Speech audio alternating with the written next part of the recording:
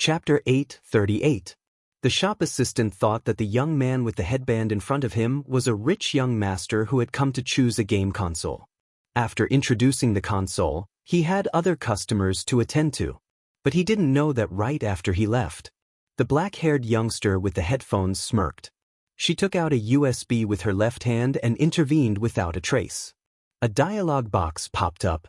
It was a very small part, but the code was running non-stop. Z was best at hacking. It was the integration of resources. Thousands of computers around her worked for her at the same time. No matter who it was, the firewall of a commercial plaza wasn't very tight. It was vulnerable in front of a hacker. Hence, it wasn't difficult to infiltrate. The difficult part was to find traces of other intruders without being hunted down by others. This was the most profound hacking technique. Most people would choose to find an entry point from the surveillance room. But Bo Jio chose to avoid this point. She didn't stay in the surveillance room and directly controlled the cinema network. Some people said that if she infiltrated the cinema system, she would be discovered immediately. After all, the bar counter required tickets. Don't forget, there was something called the movie ticket collection machine. It was connected to the cinema network, and the cinema network was connected to the entire mall network. When the image unfolded, the youngster's long fingers on the keyboard suddenly sped up. The clicking sound was hidden in the hustle and bustle of the crowd. Even if someone heard it, they would think that someone was playing a game. Everyone who had been to a large computer experience store would know what it was like. Other than the sound of the keyboard, there was only the sound of the game. Moreover, with the popularity of Hero, no one could tell what she was up to. No one would notice the change in her gaze. Like a rising crow, she flew through the 3D map formed by the IP address and headed straight for the center. It was just an instant. The firewall was destroyed. The youngster's beautiful thin lips opened slightly. Let the hunt begin. Swoosh. The computer was operating at high speed. A couple who were collecting their tickets were puzzled. Why did the ticket collection machine in front of them suddenly stop working? They called the staff over. The staff took a glance and smiled. It's a malfunction. You can use the ticket collection machine at the side. But the one next door wasn't that effective. 5 ticket collection machines malfunctioned at the same time. The staff thought it was a network problem. After all, it only stopped working for a minute. A minute later, everything was restored. No one paid attention to the hall. Other than the special forces who had come here, anything abnormal at this time would be a problem. This had always been his principle.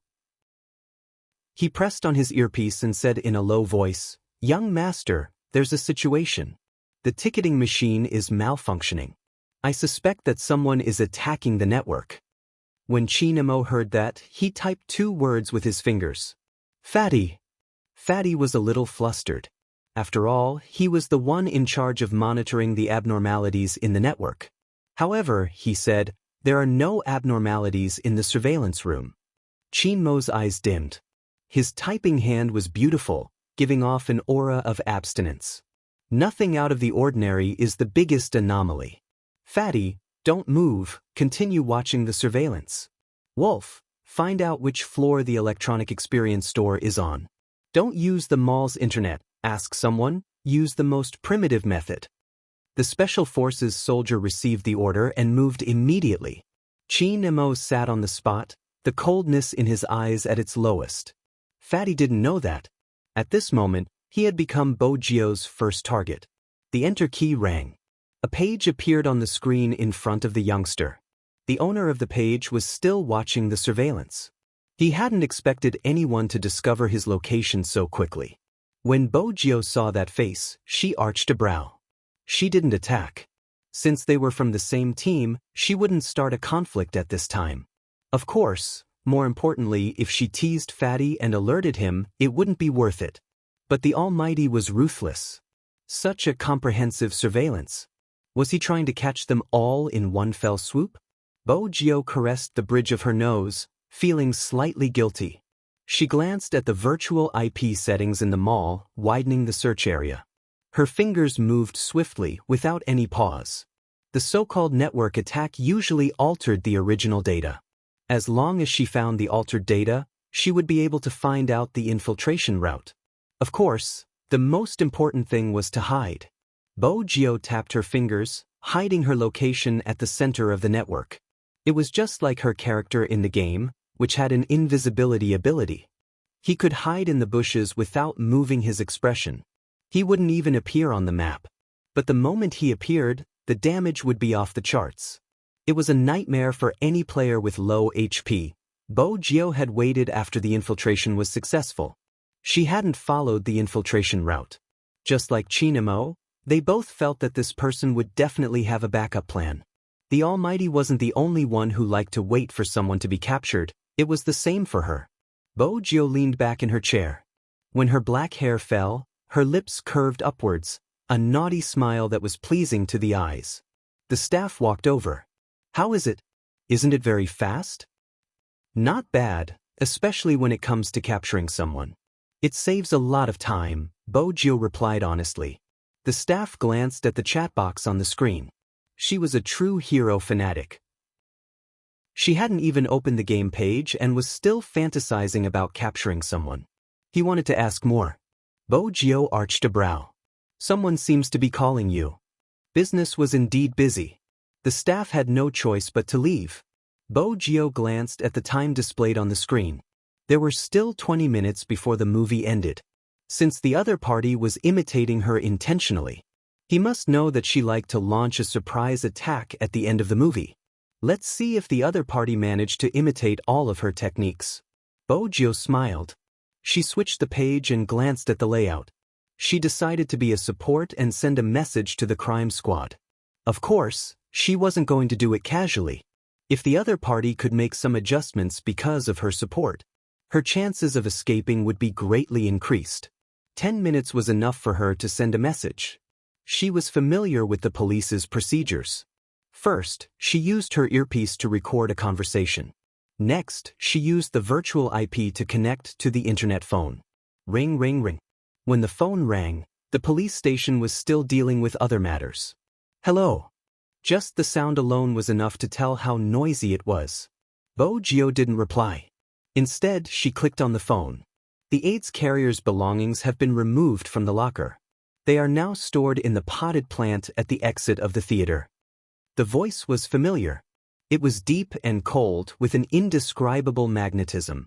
When the police officer heard that it was evidence, he didn't dare to delay. He pushed the door open immediately. The police station had a lot of cases to deal with every day. The team leader was still in the middle of a civil mediation. The moment he heard AIDS carrier, his expression turned solemn. One had to know that this was the most important case in Rivertown so far. How did the call reach them? Without hesitation, the team leader ran over to the phone. After listening to the recording, he dialed Director Huang's number. Director Huang's eyes widened when he heard the important clue. It was important to note that such things were usually evidence. What he was most worried about now was the lack of evidence to arrest Yu Hongliang. But Director Huang wasn't stupid. What was the meaning of this call? Who is it?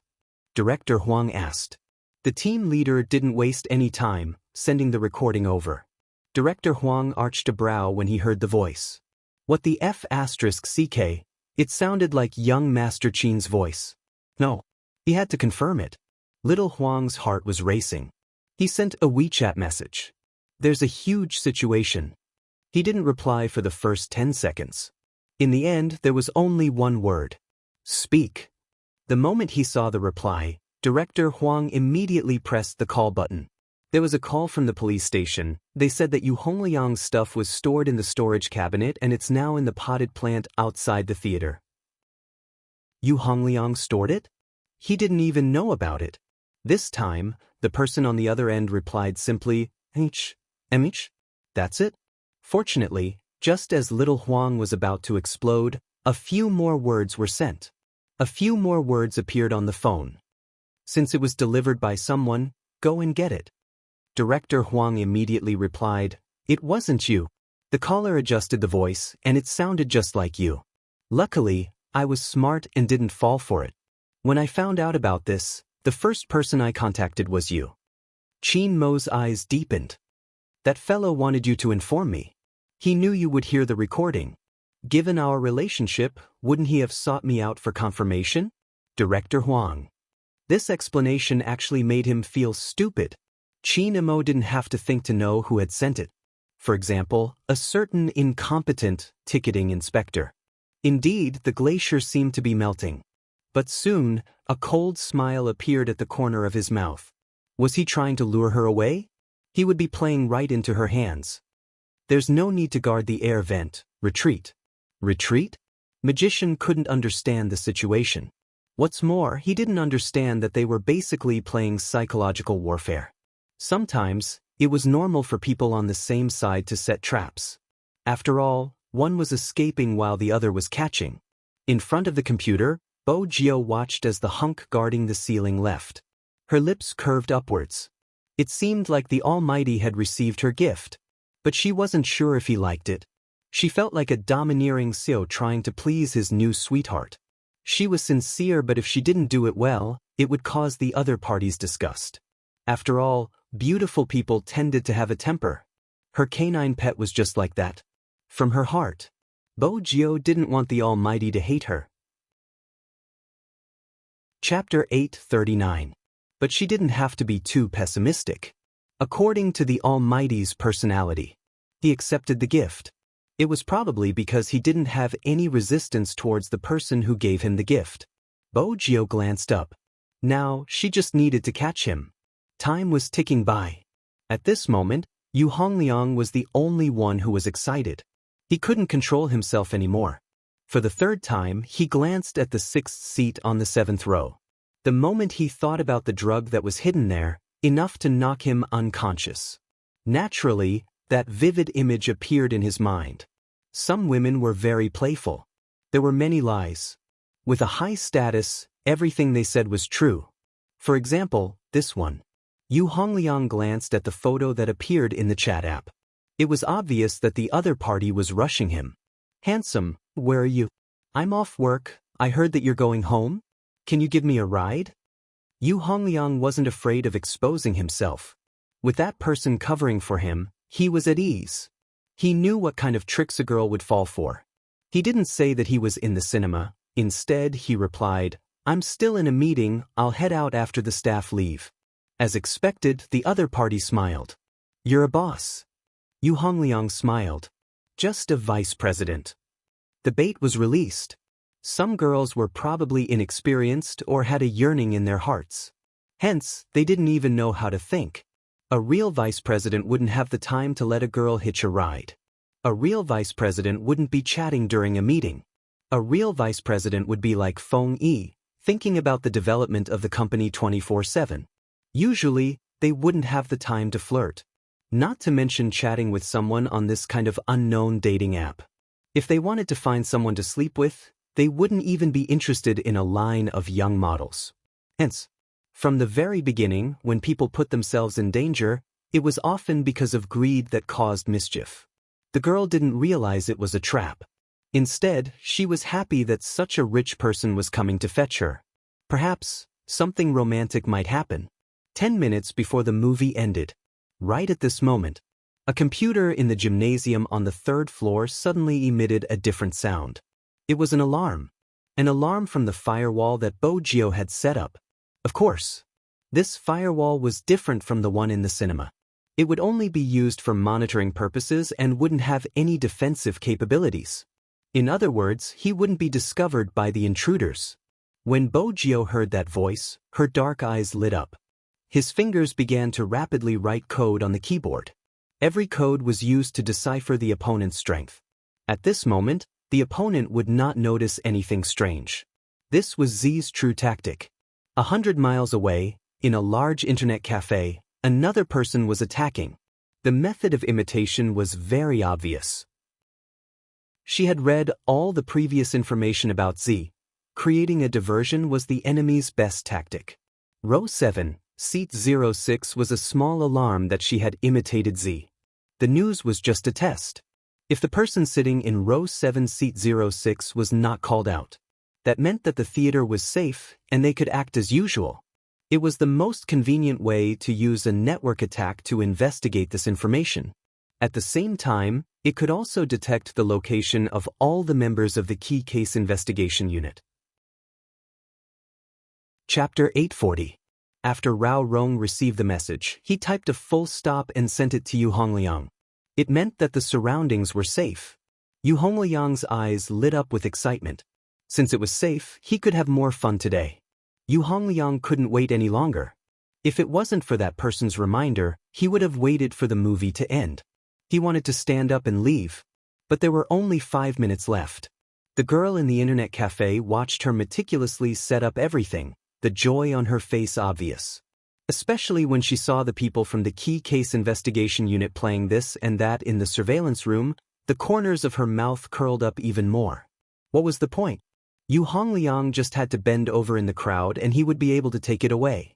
From such an angle, it wouldn't be captured by the surveillance cameras. As for the people guarding the entrance, they thought they were in the right place. In reality, they were all wrong. As for the surveillance cameras, she just had to attack them. The girl moved her fingers, as though the entire situation was in her hands. The internet cafe provided lunch. When the auntie came over to ask if she needed anything, the girl glanced at the auntie impatiently, her voice cold. "It's fine, stay away from me." The auntie paused, feeling slightly awkward but didn't say anything. Nowadays, people in their 20s were indeed like that. It wasn't rare to bump into 1 or 2 of them every day. She turned and continued asking the next person. The girl moved her fingers, adjusting the original footage. Her gaze was filled with disdain. She adjusted her state and pressed the code. Her next target was the surveillance camera in the corridor of the cinema. She inserted the video she had prepared to cover today's surveillance camera. The video contained the footage of Yu Hongliang watching a movie. Yu Hongliang hadn't left immediately after the movie. Instead, he had stayed for 2 hours in the jewelry shop. She just had to show it to the crime squad. Since Yu Hongliang's car hadn't moved, they would definitely assume that Yu Hongliang hadn't left. It was a perfect plan. After the girl conquered the surveillance room, the smile on her face deepened.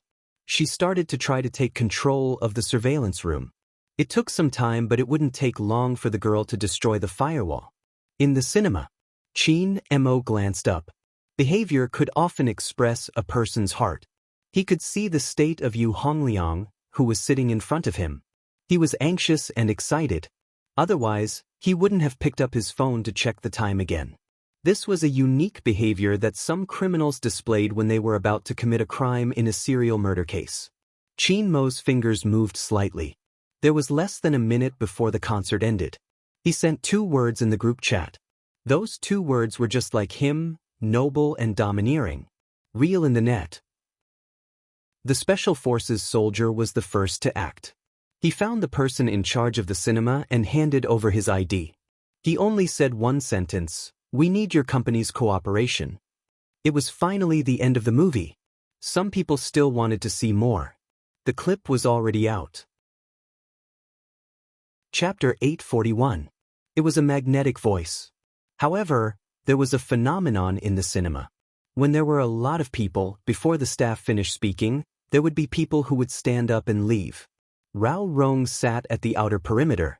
Seeing that everything was going smoothly, he kept his phone and followed the crowd out without anyone noticing. Yu Hongliang stood up. He couldn't wait any longer. He walked down 2 rows, heading towards row 7, seat 06. At this moment, Rao Rong had already left the cinema. He didn't know that Qin Mo was in the same theater as him. Rao Rong didn't notice, and Yu Hongliang didn't know that the moment he lifted his foot, the person behind him had already followed him. That was how the game was played. People often said that the mantis stalks the cicada, unaware of the oriole behind. Many people thought they were the oriole, but in reality, they were just the mantis. Once the movie ended, this meant that it was time to decide the outcome of the battle. Those who played mind games usually had to do with patience and adaptability. In the large internet cafe, the girl was still doing the video implantation. But at this moment, she suddenly sensed something was amiss. Why was there an extra firewall here? Hackers attacked each other. Some might not have seen it before. The girl narrowed her eyes, wanting to free her hand to tell Rao Rong to cancel the event. But the person on the other end didn't give her the chance.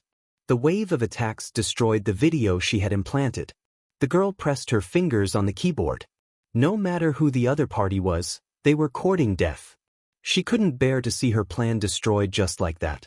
She started the virus backlash program. The computers around the internet cafe started operating. Chat boxes kept popping up on the screen. Just by listening to the sound of typing, one could tell that this was an online battle without gunpowder.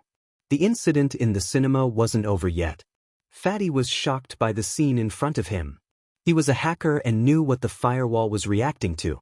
More importantly, what was the meaning of the red dot? Was it luring the other red dot over, hiding behind him and letting the other party attack him? Wait a minute, there were 2 red dots.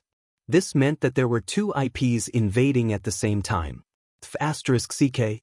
Young Master had asked him to check the internet for any abnormalities. But he had never been told which side he should help if there were 2 intruders fighting. The current situation was completely not a matter of whether he helped or not. What was the meaning of the red dot behind his IP address? Did he think he was playing hero? Did they think he was a tank? What the hell letting him charge first? He did not move. Right under the tower. Young Master said not to act without orders. We really don't have any chemistry. In the experience store, Bo Gio reached out to play with her headband, her right hand moving the mouse. She couldn't help but shake her head. If she had teamed up with the Almighty, she would have taken him down long ago. It was no wonder Fatty hadn't made it into the starting lineup. Fatty looked at his computer. He had an inexplicable feeling that the red dot that had circled around him and then suddenly rushed out, as if it was mocking him. Was it an illusion? Fatty pinched his arm, came back to his senses, and quickly made a call. Chapter 842. If Bo Gio knew that Fatty was making such a call, she would definitely say, "You look more like a fish." In the cinema, Chin Mo listened to the voice from the earpiece. His calm eyes darkened for a moment. 2 fishes, one was the mastermind behind this case. It was obvious who the other one was. But Chin Mo didn't say a word. He continued walking forward like an audience member, his deep gaze landing on Yu Hongliang, who wasn't far from him. Yu Hongliang wished that time would pass faster. Why were there so many people in front of him? Couldn't they move faster? Could they afford to waste his fun time? He tugged his collar, his eyes almost popping out. He saw that he was almost at his destination. He squeezed forward, taking the chance to bend down and pick up the bag. Such actions weren't out of place in the cinema. Since everyone was busy leaving, no one would care about what he was doing. Yu Hongliang knew very well what was inside this beautifully packaged bag. It wasn't easy to get something to liven things up, and it had a knockout effect. Jiang City had always been strict. Especially recently, he didn't know what was going on. They had put in a lot of effort to rectify the situation. Hence, it was difficult for him to buy these things. Fortunately, God was on his side. He was chosen by that person to become the pioneer to eliminate sins. Unclean things would be eliminated. That was what he wanted to do. The hunting game began again. Yu Hongliang watched as his phone lit up. He lowered his head and typed, "I'll be." Before he could type out the word, he saw a person standing at the front of the row, with one hand in his pocket, blocking his way. Yu Hongliang lifted his head. He had an impression of this person, mainly because of the scar on his face. "Excuse me." Yu Hongliang didn't take the other party seriously. He didn't like people interrupting or even delaying him when he was doing something. But the next second, his expression changed. Because of the person's voice. "Mr. Yu Hongliang, right?" That person's voice was very indifferent, with a kind of condescending tone. It was like an aura that could only be cultivated over the years. Yu Hongliang wasn't dumb. At this time, for a stranger to call out his full name, it was obvious that something had happened. Yu Hongliang shuddered and wanted to run away. Chin Mo didn't chase after him. Instead, he slowly walked down the row. It was precisely because of this man's actions. Only then did Yu Hongliang feel even more pressured. Compared to the other party's nonchalance, his panic made him look like a mouse that was jumping around randomly. He was completely unaware that he was trapped in a glass cage. Yu Hongliang panicked and wanted to force his way out while there were still people watching. Who knew that just as he raised his fist, before he could even get close to that person's body. He was kicked half a meter away by that person. Clang! When Yu Hongliang's back hit the seat, he felt a piercing pain in his heart. He really did not expect that his opponent would be defeated in one move. This kind of noise was bound to cause panic. Everyone turned to look at Qin Emo. The staff immediately picked up the headset and hurriedly said, "Security, security. There's a fight going on in Hall 6. It was a chaotic scene. Some of the girls even screamed when they saw Qin Mo beating them up. Yu Hongliang wanted to escape since the situation was out of his control. Maybe the people watching the movie could help him. But it was a pity that Yu Hongliang met Qin Mo. Yu Hongliang watched as the man stood in the crowd, saying, "Police are on a case, leave the venue to the left." In an instant, the atmosphere changed. There was a huge empty space between him and the man. When the man walked towards him, Yu Hongliang didn't sense the presence of a police officer. Instead, he felt like prey trapped by a devil. He couldn't break free. It was impossible for Rao Rong, who had just walked out of the hall, to not notice the panic. His first reaction was that something had happened. It wasn't wise to turn back. He wanted to leave as soon as possible.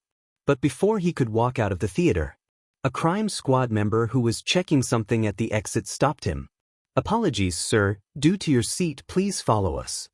Rao Rong's fingers tightened in his pocket, his face expressionless. "Seat? I don't know where I lost my ticket. I need to check it." The crime squad member didn't reply directly. "Follow us and you'll know." Rao Rong didn't resist. It would be a sign of guilt.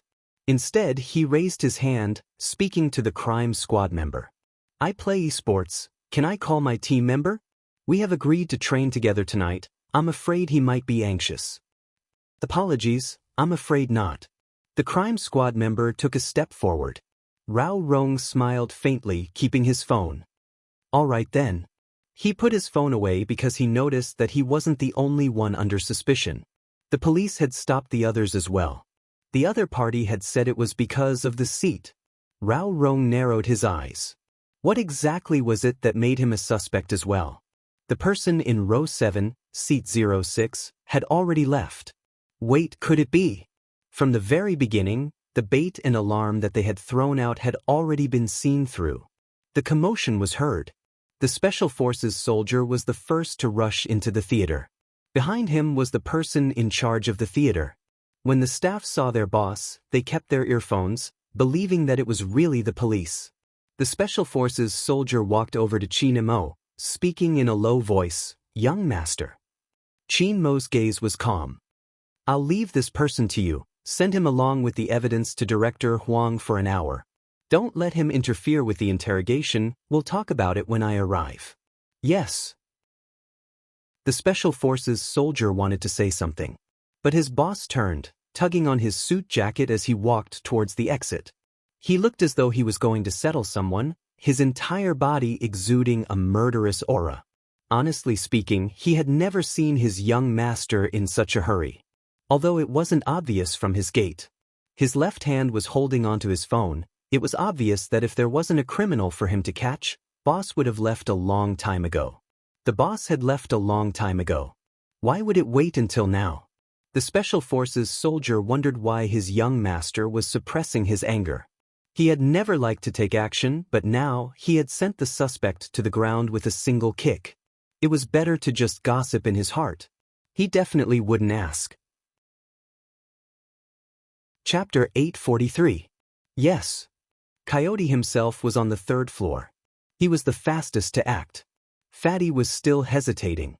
He looked at the 2 red dots that triggered the alarm. He really didn't know if he should intervene or not. Don't intervene. His hands were itching to just watch. If he intervened, who should he help? From Fatty's point of view, the red dot closest to him seemed a little weak. It didn't seem as strong as the one opposite him. But that wasn't a reason for him to intervene. He didn't forget that the red dot seemed to have mocked him just now. Don't intervene. Stay under the tower.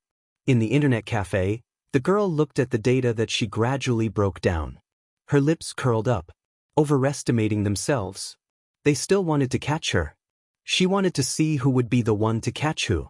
The girl's fingers flew across the keyboard as if she was torturing someone. This made her sweet face have an expression that a girl like her shouldn't have. It seemed to be twisted, but it wasn't. She hated everyone who interrupted her plan. For example, the current situation. Not only did they ruin her carefully prepared video, they also made her miss the opportunity to leave clues. She was supposed to leave those traces of the imitation of Z to the police. Now, the girl narrowed her eyes. She was going to destroy the other party's computer. Even as a bystander, Fatty's computer sent out a warning. Not to mention the firewall of the cinema. In fact, once the network here completely collapsed, even the elevator would be out of service. Because in today's society, the operation of everything couldn't be separated from the network. In this case, it would be very difficult for the crime squad to take the corresponding person away. The monitoring network had already begun to be affected, and all the video screens had turned white. If the entire mall's network collapsed, Fatty didn't dare to imagine that situation. This wasn't just an esports scene. It was also the most prosperous area in Jiang City. During such a holiday, many children and old people would be shopping with their families. It was past 7 in the evening. It was the busiest time. If something were to stop operating, it would definitely cause everyone to panic. And everyone knew what panic meant. Children and old people would be squeezed around. A stampede was Fatty's instinctive reaction. However, the one that was attacking them did not seem to care about this at all. It was as if it was willing to send the entire mall to hell with it to complete this victory. At this moment, Fatty didn't think about whether he should intervene or not. In his eyes, this person was simply hateful. A real hacker shouldn't be like this. Just as he was about to press the keyboard to stop that person, the computer couldn't keep up. It could even be said that because of the cyber attack, it had become very slow. F***CK. Fatty's hand slammed on the keyboard. The girl in the internet cafe was still smiling. According to the current situation, something must have happened to Yu Hongliang. He might as well take the opportunity to attack the mall system. Not only would it allow Rao Rong to leave without leaving any traces, it would also erase all the loopholes. Most importantly, rumor had it that Z always did things this way. Every time he appeared, he would let others know that he had been here before. If that was the case. Chapter 844. The girl's mind was deep. Even though she looked harmless. Inside, there seemed to be a dark river flowing. Yu Hongliang was just a tool to her. Although it was useful. But it was just child's play. She and Rao Rong came first to see how the crime squad was doing. It was obviously improving.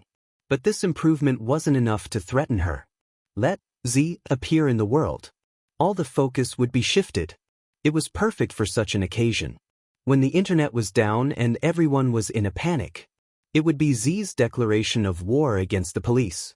Wasn't it a perfect plan? The girl laughed, her gaze frighteningly cold as she launched a new wave of attacks. It was to crush the other party and destroy the internet in the shopping mall. Right now, Fatty wished he had a computer with him. But in reality, this problem couldn't be solved. The so-called internet attack was the spread of a virus. Although the red dot that mocked him was a little weak, the red dot that he was fighting against was a little weak. Fatty hoped that a miracle would happen, that person would be able to hold on and not be bitten to death. 7:15 p.m. The crime squad hadn't finished recording all the names on the list.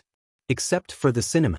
The people on the other floors were still enjoying their holiday time. Especially the restaurants on the 6th floor, almost all of them were full. It was normal to queue up for a meal in Jiang City. The sound of children playing could be heard. Everything seemed so beautiful. They didn't notice the approaching danger. It wasn't that there wasn't any danger. Instead, many people would get rid of the danger when it came. The crime squad wouldn't affect the other floors when they caught someone. Even Qin Mo's actions were the same.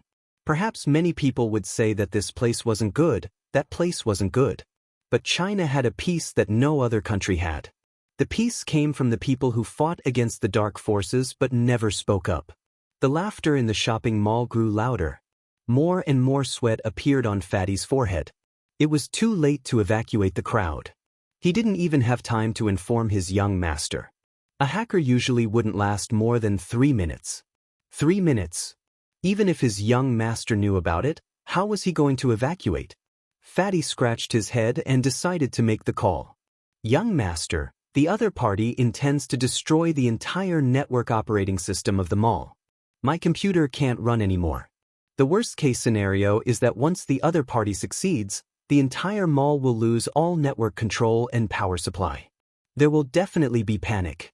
The best-case scenario is that the other person is resisting, but there is a difference, which means that the other person will be bitten to death by the other party. Hearing this, everyone who was moving stopped in their tracks. Whether it was the man codenamed Wolf, the special forces, or the magician who was good at disguise. These people were all from the army. The bravery of a soldier had never changed, and that was to protect. After hearing such news, the special forces soldier clenched his fists tightly, raising his head abruptly. Young master. Chapter 845. Yes. The special forces soldier's eyes lit up when he received the order. He turned to report the situation to the person in charge. The person in charge's expression froze. He hurried to the broadcasting room, making use of the time he could still do something to broadcast the news. The entire process took less than a minute. The entire shopping mall, the places that were originally playing music, turned silent. This included the restaurants, cafes, and the entire plaza. Everything became very quiet at this moment. A gentle voice came next.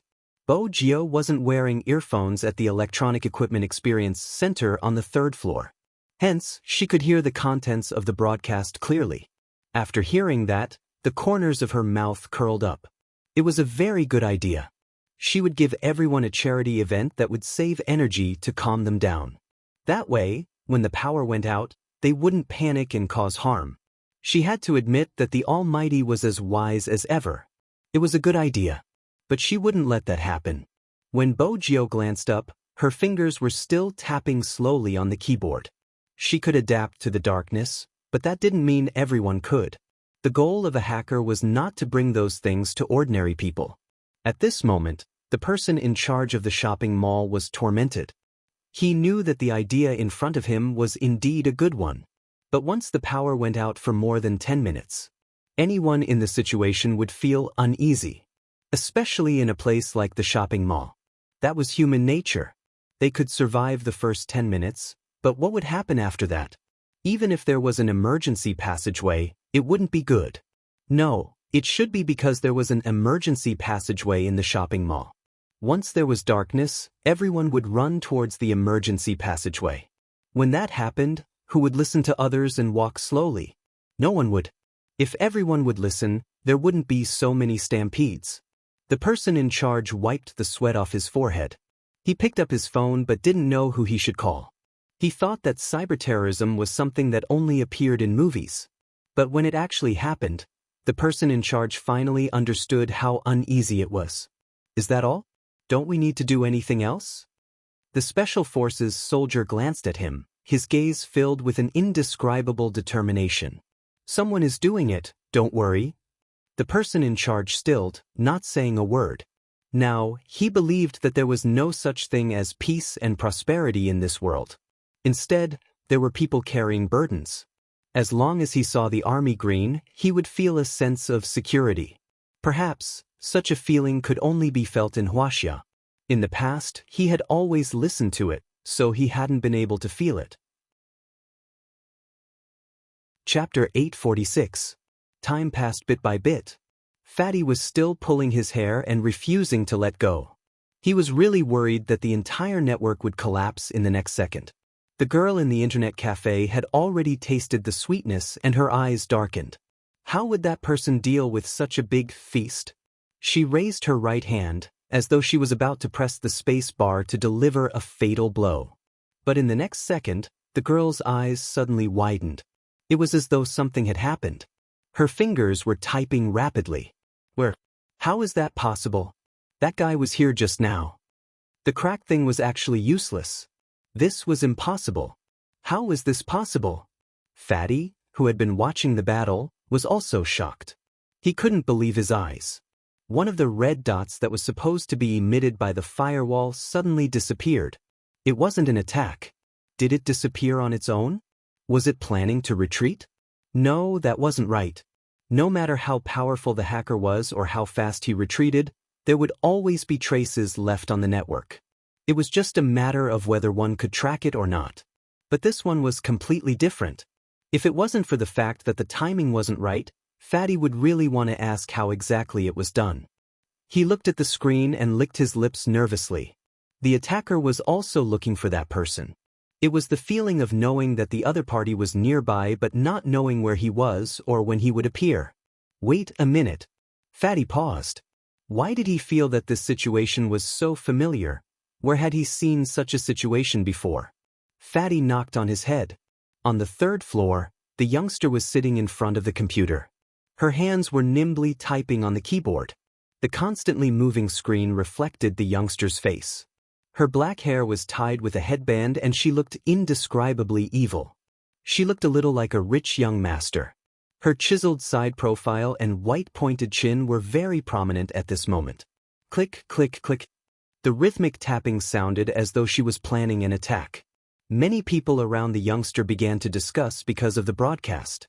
Someone asked, "What's going on? Is the power going to be cut off?"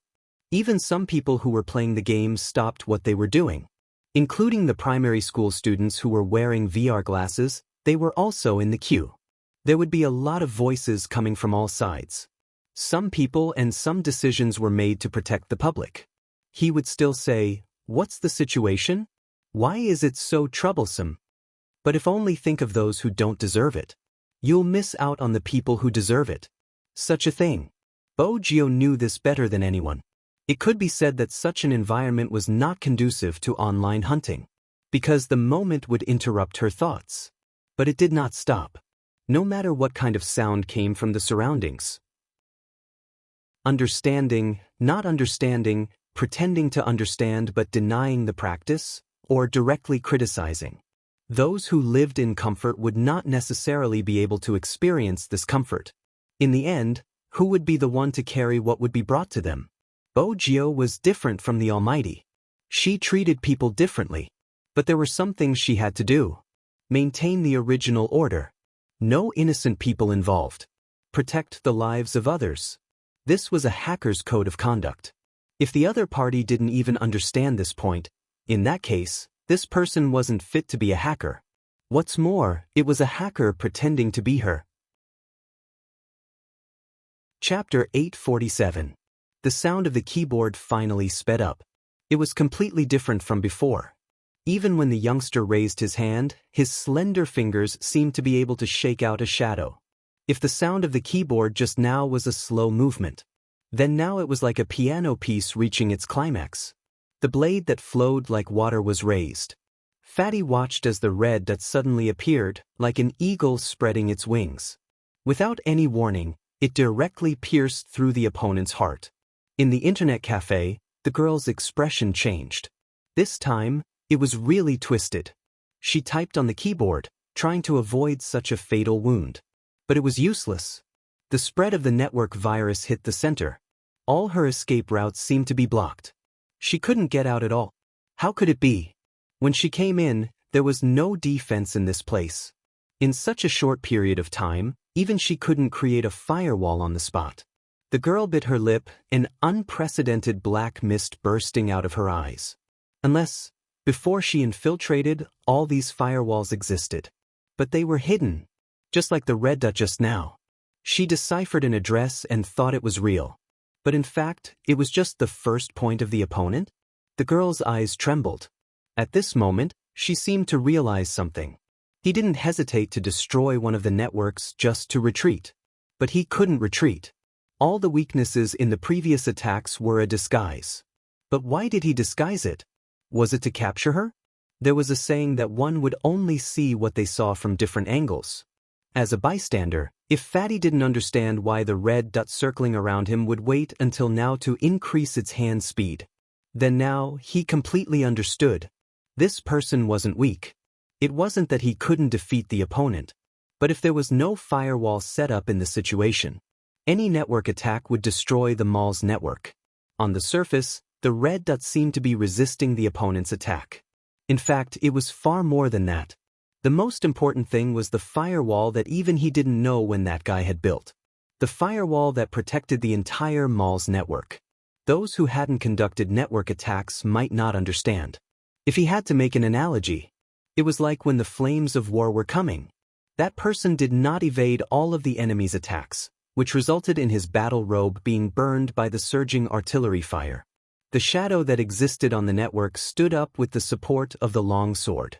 The shopping mall behind him was covered by a protective shield because of his actions, so it would not be destroyed by anything. That person stood in front of the shopping mall like a god of war. He raised his sword and charged forward. He was so fierce that he wouldn't lose to anyone. At that time, Fatty was shocked. Everyone knew what had happened to him. In the past, he really didn't know anything other than computers. He didn't have any education or looks. All he did was play games, run errands, and repair computers. If young master hadn't found him, perhaps he would always be like this. He still remembered that at that time, his young master was just a high school student. He was a very cold person, but he only told him one sentence. I have never been a hacker before, but I feel that the value of a hacker should not be like this. No matter what industry it is, the truly strong will not harm the people around them. A true hacker will use attack techniques to defend and maintain order in the virtual world. I hope you can do the same in the future. Fatty always remembered this sentence. But when he actually saw someone do it, the shock in his heart was indescribable. He stood in the darkness to defend against attacks from all directions. Fatty decided to tell his young master about this. He had to tell him. Hence, when he spoke, his words were a little incoherent. Young master, that red dot that mocked me, it doesn't seem to be a bad one. It's amazing, not only did it create a new firewall to cover the entire shopping mall's main network, it is also tracking the attacker. Do you think I should try fighting it? It can even turn invisible, do you know that? It's really sick and handsome. Chin Mo listened to Fatty's description without a change in expression. He gestured to the people around him. He was already at the entrance of the 3rd floor, his eyes deep. She was very handsome, sitting at the innermost part of the experience store, especially when the corners of her mouth curled up as she typed. In contrast, the girl sitting in the internet cafe was sitting there. Not only did her expression change, but as the attack came, it also changed. That jumpy chat box was no longer under her control. The operation of the computer was starting to crumble under such attacks. If there was a sound from the network, there would definitely be a crackling sound. It followed the current and attacked the opponent's motherboard. Everyone knew that the core of a computer was the motherboard. Once the motherboard was destroyed, it meant that the phone would be scrapped. A virus attack, a professional virus attack, once the operating speed couldn't keep up, the motherboard could easily be destroyed. There was a loud bang. The girl's right hand that was holding the mouse slammed heavily onto the computer table. The loud sound immediately attracted the attention of the surrounding people. The players turned around in shock. When they saw that the person who had smashed the mouse in anger was actually a girl, they exchanged glances. What's going on? I don't know. Why did her computer screen turn black? Who am I supposed to ask? I say, you bunch of pigs, can't you smell anything? Of course, I'm hungry. I really want to eat black pepper beef today, that's why I can smell a nice pepper smell. I'll order this when we go for the hero instance dungeon later. What the F***CK, the pepper smell is from the motherboard, the computer's motherboard is burnt, pig. With such a shout. This caused everyone's attention to be focused on the girl. The girl's eyes were very dark, but her face was covered by her long hair, so people couldn't see her expression clearly. But just the aura emanating from her body made people feel that it was both sweet and gloomy. It was really very strange. Of course, the boss of the internet cafe had to come over after such a big incident. At this moment, the girl moved. Leaving this place immediately was the most important thing for her to do. Even if the motherboard was destroyed, at least her position wasn't exposed. But was it really not exposed? The girl had just stood up when she heard a cry of surprise coming from the entire internet cafe. What's going on? Where's my game screen? What's the meaning of this? The mouse isn't even moving. Our team is still in the dungeon and getting the first kill. Don't trick me, bro. Hearing that. Chapter 848. All the screens on the row of computers she was in had stopped working. Only 3 words appeared on them. Is it fun? The girl froze. Her fists tightened. She had been discovered? How could it be?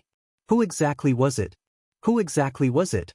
On the 3rd floor of the mall, Bo Gio lifted her thin lips. Successful hunt. She didn't need to explain anything. Fatty watched helplessly as the viruses were eliminated one by the defense system. He was extremely agitated, wishing he could go up and fight with the other party. Only Hoshino frowned as he sat beside the floor-to-ceiling window. He kept making calls until finally, someone picked up. He didn't waste any time, his gentle voice carrying his usual calmness. Someone went to the 3rd floor. There are the most people on the east and west sides. There's something wrong with the air vent. Bo Gio arched a brow. She held onto her phone and was about to stand up when she caught sight of the Special Forces soldier walking over. Her gaze deepened. Leave first, I'll think of something. Hoshino glanced up, his gaze as clear as jade. Z, we both know that even if young Master Fu's identity is suspected, Chinemo wouldn't be sure it's you. No one would expect someone to turn into someone else. Why did you change your plan and leave now? You like to play games, right? Bo Gio paused, but before she could reply, Hoshino's voice came over again. If it's because of other reasons, it isn't worth it to give up on something you like. Regardless of what happens, even if there are some things you can't change, as an international MVP professional player, I can tell you that Supreme Alliance isn't a match for Xiangnan without you. Bo Gio's fingers stilled. Hoshino glanced at the lights outside the window. Let's go back after the National League. I know you won't be satisfied until the competition is over. I want to compete now. Bo Gio glanced at the carpet searching the building. I'm afraid I won't have the chance. Hoshino heard the gloomy sigh and laughed. There's a Supreme Alliance uniform under the seat you're sitting on. Bo Gio's eyes lit up. Wear it if you like it. Hoshino flicked open the pack of cigarettes. You've always been smarter than me. I believe you should have an idea of how to escape now. Bo Gio smiled. The IP address will be transferred. You can leave but Ben will stay. I will send the virus removal program to you. Once it's done, the program will automatically collapse. Fatty has been guarding for so long, he has to give the other party a location. All right. Hoshino stood up. The knitted sweater he was wearing always gave people a sense of breathtaking cleanliness. Especially when he stood up, took his coffee cup, and left from the high chair beside the floor-to-ceiling window. Many girls turned back to look. However, no one could see that the black hair fell in an instant, covering his eyes. However, the corners of his mouth were curved into a smile. There was such a person. The reason why it became a special existence. It wasn't just liking. Somehow, he wanted to play a game with Z. Even if they weren't in the same team. It didn't matter. This was Hoshino's deepest feeling after watching Supreme Alliance's entire match. If there was anyone in this world that shouldn't be let down, that was when that person shouldered something that ordinary people couldn't. Chapter 849. The search on the 3rd floor was still ongoing, with people standing at every exit. When Chin-Mo walked over, he reached out to remove the scar on his face. His imposing handsomeness washed over them. The crime squad didn't bother looking at him. But even so, the people in the vicinity could feel the formless coldness. Criminology experts weren't something they could understand. Some of them weren't from the same generation as Chin-Mo. She wasn't sure how this young Master Chin, who had the air of a business elite, suddenly became a criminologist. Director Huang had even used a special method to hand over all of their operations to him, giving him full authority over them. Some of them hadn't been assured at the start.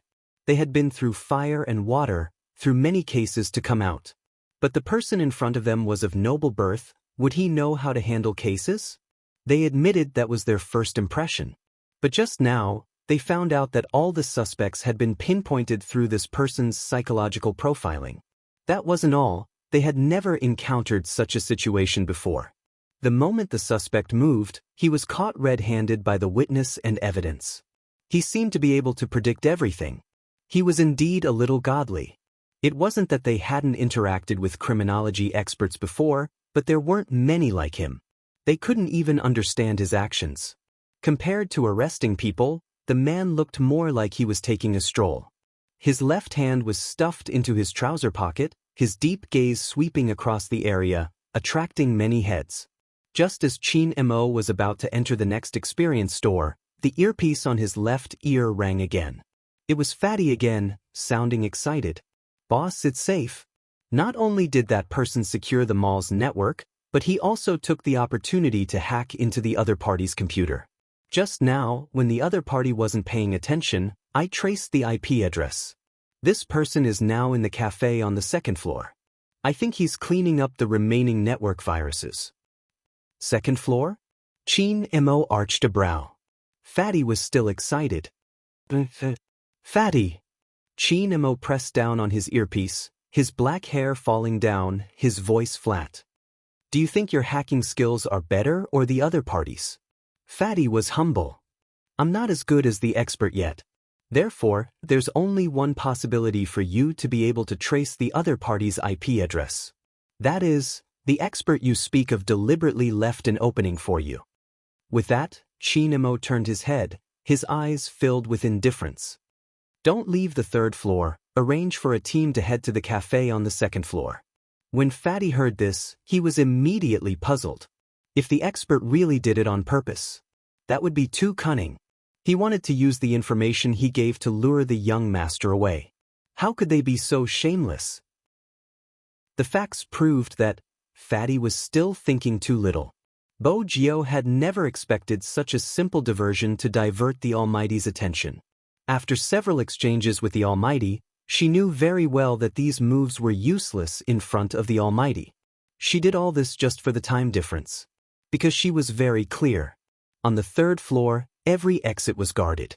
Even if she could change her appearance, it would be very difficult for her to pass through the layers of checks. Not to mention that she was sitting in a computer experience store. They would definitely find her. Since this was the case. Chapter 850. Beside Bojio, the staff was still holding onto the mouse. He stretched his neck to look outside, wondering what was going on. First, the mall wanted to save energy, and now, there was this group of people. Why did it feel like they were up to something? Besides, they had to record the people who wanted to try the game. The staff was about to head to the innermost computer to take a look. A certain Supreme Alliance fan had been here for quite some time, and it was time to record him.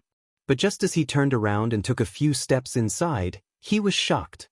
He looked up and down at the battle uniform on a certain young man with a hairband.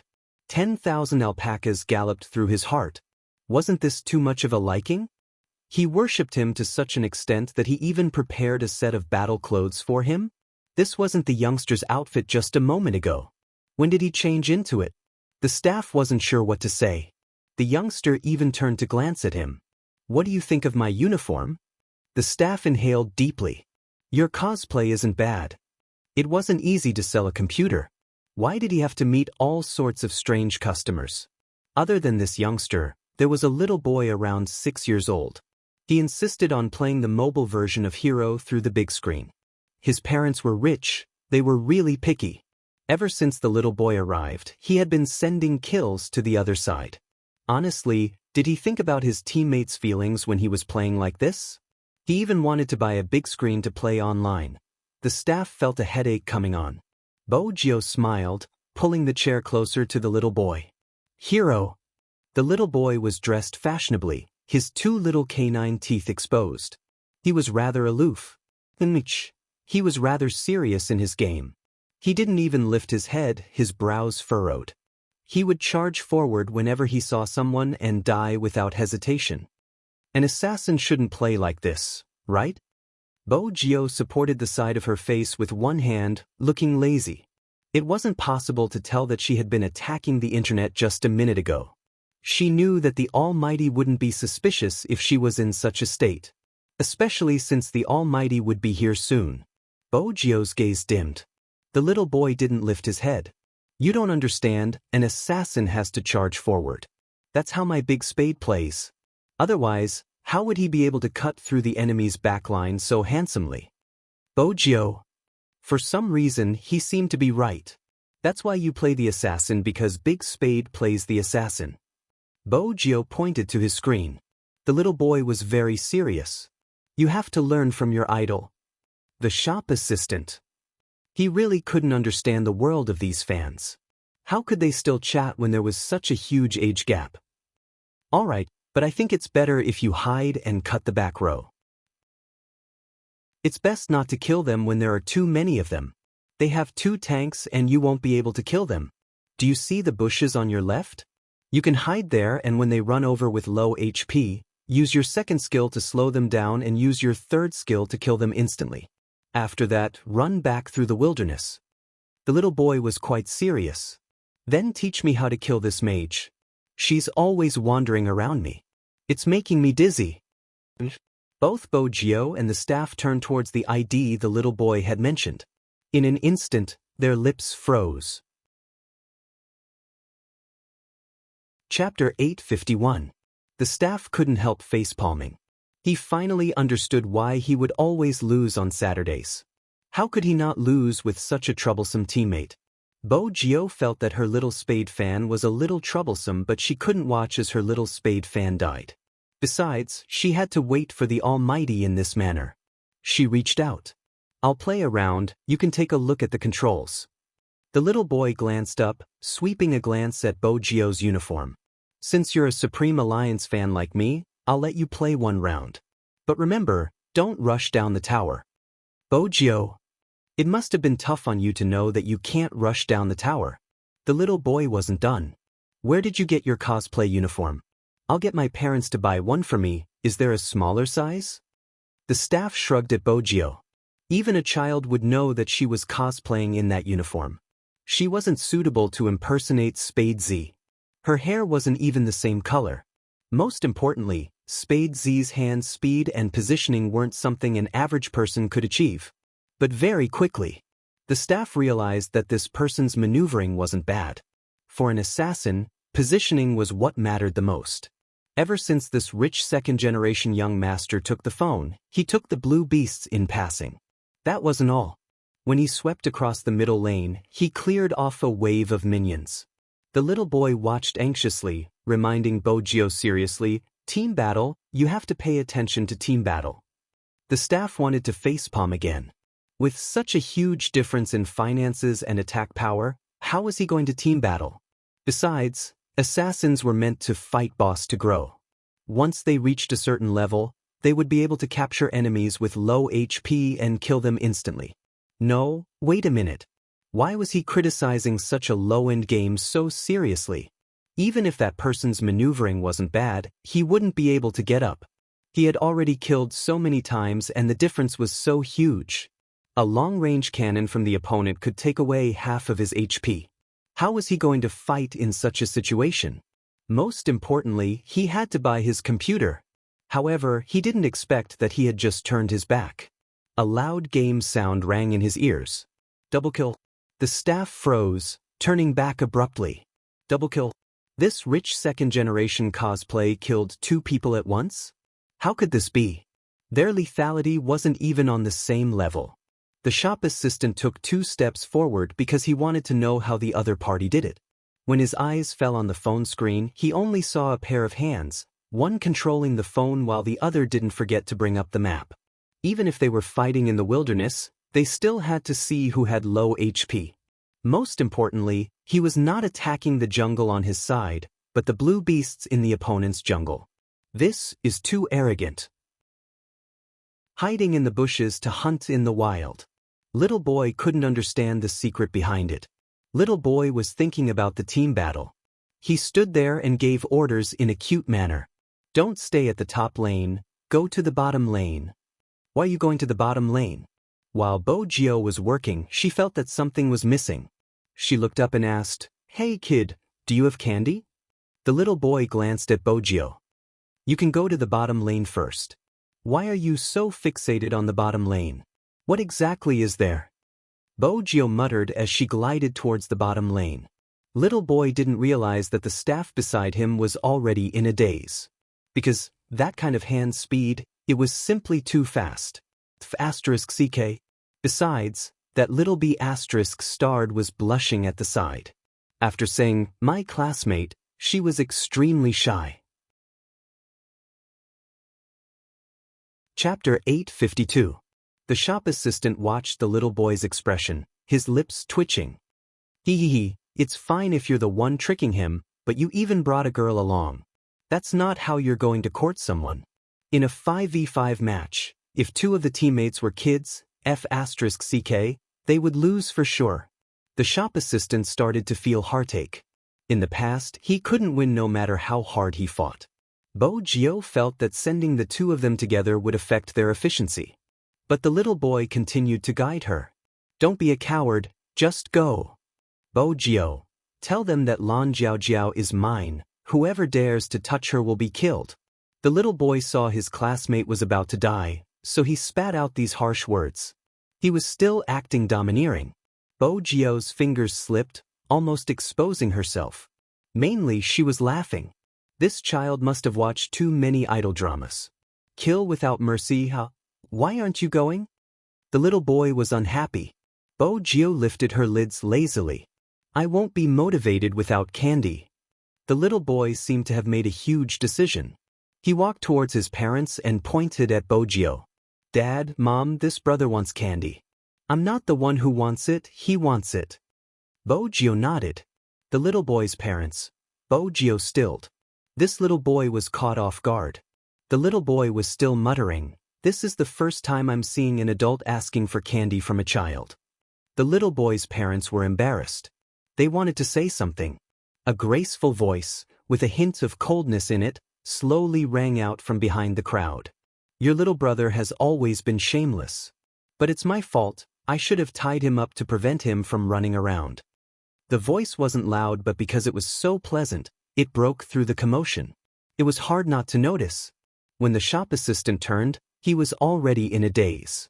This was Almighty Chin.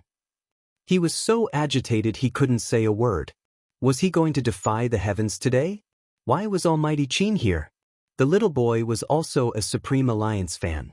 Of course, they recognized Chinemo. Their eyes were wide open and their cheeks were puffed up. It was clear that they were shocked. No one knew how long Almighty Chin had been standing there. He was wearing a black trench coat, and the hem of the coat was half open, revealing the pure white shirt and tie inside, which successfully made his legs look even more slender and powerful. His black hair made him look like a character from a manga, full of dazzling handsomeness. His eyes were long and narrow, slightly slanted, faintly emitting light. His gaze was fixed on them, and there was an indescribable meaning hidden within his indifference. In an instant, the surrounding crowd seemed to have become the background of the capital city. Many people who didn't know Chinemo stared at the man in front of them in a daze.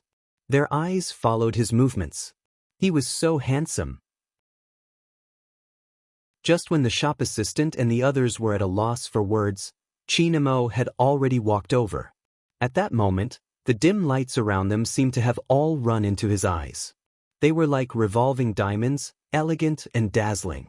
However, those who were familiar with him knew that he wasn't in a good mood. Even the corners of his lips were lifted, sending a message. For example, how was he going to deal with the faintly smiling fellow in front of him? Chapter 853. Even though Bo-gyo didn't know what the Almighty was thinking, she could sense the aura emanating from him. How should she put it? It was extremely cold. She didn't have to think to know. She wouldn't have a good ending. Even if she had thought of a follow-up, it wouldn't be useful in the Almighty's eyes. But at this moment, she had to maintain her aura. She couldn't lose in this aspect. After all, she was so handsome and aggressive. Bo-gyo stood up, asking despite knowing the answer. There was a hint of surprise in her voice. "Brother Emo, why are you here? Are you here to buy a computer as well?" Chinemo just looked at her, his gaze deep like a handsome detective interrogating a criminal in the police station. Especially with his clothes, he looked more like a famous criminal scientist from the movies. Bo Gio seemed to have realized something, reaching out to caress her headband. She smiled brightly. I just got a new hairstyle. Brother Mo, what do you think? Does it look good? When did you put on your uniform? Chin Mo didn't waste his breath, helping her up. He tugged on the youngster's collar, his gaze moving downwards. Those who weren't in the know would have assumed they were about to fight. But in reality, Bo Gio was the only one who knew the Almighty was checking if she was wearing any other uniform. Bo Gio definitely wouldn't leave behind such evidence. She smiled. It seems like Brother Mo picked up my jacket. I feel like I'm missing something if I'm only wearing pants. Chin Mo arched a brow, retracting his gaze from the smooth, fair skin. The natural pressure was so piercing that it made his scalp go numb. Neither of them averted their gazes. One was elegant and handsome while the other was devilishly handsome. The crime squad watched from the side, feeling an indescribable aura. The shop assistant's mouth was wide open, so wide that half of his fist could be stuffed inside. Chin Mo didn't reply, pressing the earpiece on his left ear. His voice was calm. Fatty. Yes, young master, I've been following your instructions. The expert hasn't left yet, he's still at the cafe on the second floor. His account is still online and he's clearing the virus quickly. Hearing this, Chin Mo frowned. He turned to look at the guy whose smile was getting brighter. At that moment, Bo Gio had a thought in her mind. Almighty Fatty was like a godly assistant to her. When the team gathered for dinner, she would make him drink a few more bottles. No one dared to approach such an atmosphere. But the crime squad was anxious. The main thing was that they didn't quite understand why the expert suddenly stopped when he said he was going to arrest someone. The frozen atmosphere lasted for a few seconds. Chin Mo said slowly to the little boy, other than shamelessly asking for candy from you, what else did this little brother do? Bo Gio. She had underestimated the Almighty's poisonous tongue. Little boy was quite loyal at this time. He helped me play the game, but he's too stubborn and never listens to my commands. Bo Gio glanced sideways at the shop assistant beside her. With that excuse, those who didn't know better would think that she was the one who was going to die. Chin Mo followed the youngster's gaze. When he saw the uniformed staff, he lowered his voice even further. What about before the game? Chapter 854. With that, Bo Gio's eyes dimmed. The staff didn't seem to notice. Which one? Chin Mo asked unhurriedly, as though he was having a casual chat. But Bo Gio knew it wasn't a casual chat. Every question of the Almighty was straight to the point. This way. The staff moved aside so that Almighty Chin could see the computer. Chin Mo swept the person in front of him a glance before walking over to sit in front of the computer. His fingers glided across the light emitted by the mechanical keyboard. With a shake of the mouse, Hero's page appeared on the screen. His fingers stilled when he saw the page. With a few quick movements, he closed the page and found the computer's D drive. Even though Chin Mo wasn't a hacker, he wasn't a computer noob either. Regardless of the type of network attack, there would be traces left on the system drive. However, what made him squint was that this computer's D drive was very clean. Bo Gio stood behind Chin Mo, a hint of playfulness in her smile. Brother Mo, you think this computer is good too? The keyboard is good, should we buy one? Chin Mo turned back to look at her and smiled. He reached out and pressed her head down. Well done. Bo Gio arched a brow, feigning confusion. There wasn't a hint of warmth in the Almighty's eyes. It was obvious that it wasn't a compliment. Let's go. Instead of asking for candy from a kid, why don't you think about how you're going to talk to me later, young lady? Chin Mo lowered his voice ringing beside her ear, the coolness of his thin lips extremely close to hers. Bo Gio stilled, lifting her lids. T. She had been thinking about how to escape and had forgotten about this. Their posture was already ambiguous. Now that Chin Mo sat on the seat and asked the youngster to bend over, he turned his head and said something to her. The staff was completely dumbfounded. The crime squad didn't know where to look. Bo Gio maintained her gentlemanly demeanor, allowing them to size her up as she thought about how to avoid a certain conversation that night. But the Almighty's suspicions weren't over. How long has she been using this computer? Chinamo asked the staff again. The shop assistant was a little confused. He usually hung around the internet, so he knew that the hottest couple in esports was Almighty Chin and Spade Z. Now, it looked at how familiar Almighty Chin was with this rich young master cosplaying. Could it be that he was really from Supreme Alliance? The shop assistant didn't react in time and was shocked by Almighty Chin's sudden appearance. Now calm down. It was as if the entire computer had been struck by lightning. After all, only Spade Z could make Almighty Chin act like this.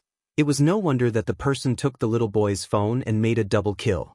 For Spade Z, in such a low-end game, if it wasn't for the huge financial disparity, he could have killed 5 times without a problem. The main thing was that he had never seen anyone praise themselves like that in front of outsiders.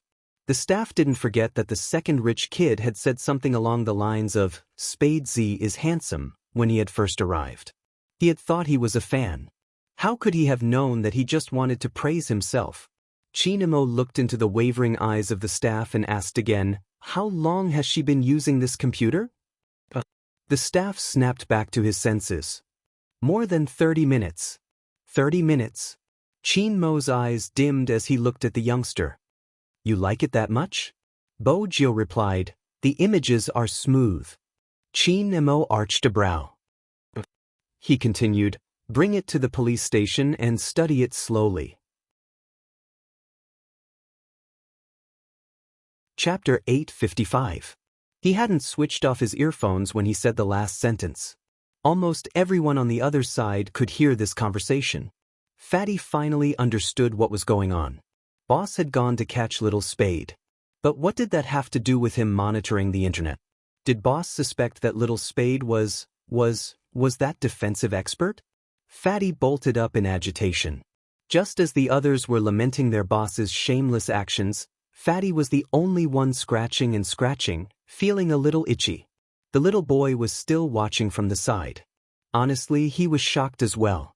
From the looks of Almighty Chin and the little brother who had insisted on playing for him, it was highly possible that it was his idol, Big Spade. But the little brother hadn't even said the harsh words he had asked him to say and was just playing in the jungle instead of saving his beloved little girl. What should he do now to show his admiration for Big Spade and at the same time remind him not to be so willful? He was in a dilemma. The little boy frowned and exhaled solemnly.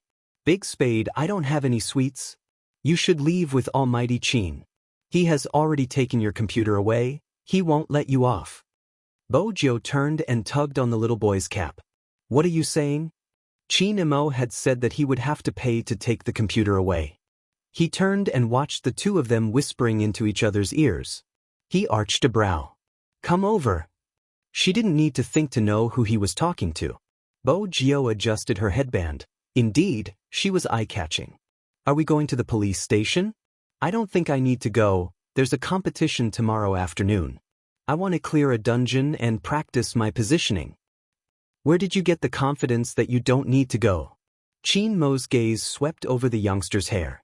His voice was calm, but it gave off an invisible chill. "Give up on your shameful behavior of cheating children of candy. Until the competition, you can only be with me. It's reasonable for me to ask for sweets. I killed 2 people for him. If Brother Emo hadn't come, I could have saved his beloved little girl. It's a pity." Actually, when she said that, she knew that the Almighty's main point was the second half of his sentence. Before the competition, you can only be with me. Was the Almighty really going to lock her up for a day? The Almighty wouldn't really lock her up for a day, right? Bojio scanned the port, her left hand in her pocket tightened. When Bojio scanned the port, her left hand in her pocket tightened. But if the other computer crashed, it would disappear automatically. However, if the other computer system crashes, it should automatically disappear. Chinamo paused and glanced at her. Is it very honorable to ask a child for candy? Bojio. Shouldn't everything she said be to pave the way for the future? Come over, Chinamo said in a low voice. Bojio knew that he was already there, but since her puppy had said so, she still inched closer. When her right hand was held, Bojio froze, her heart sinking. She glanced at his chiseled face. But it was still there. The Almighty was only holding her hand. She thought the USB in her hand had been discovered.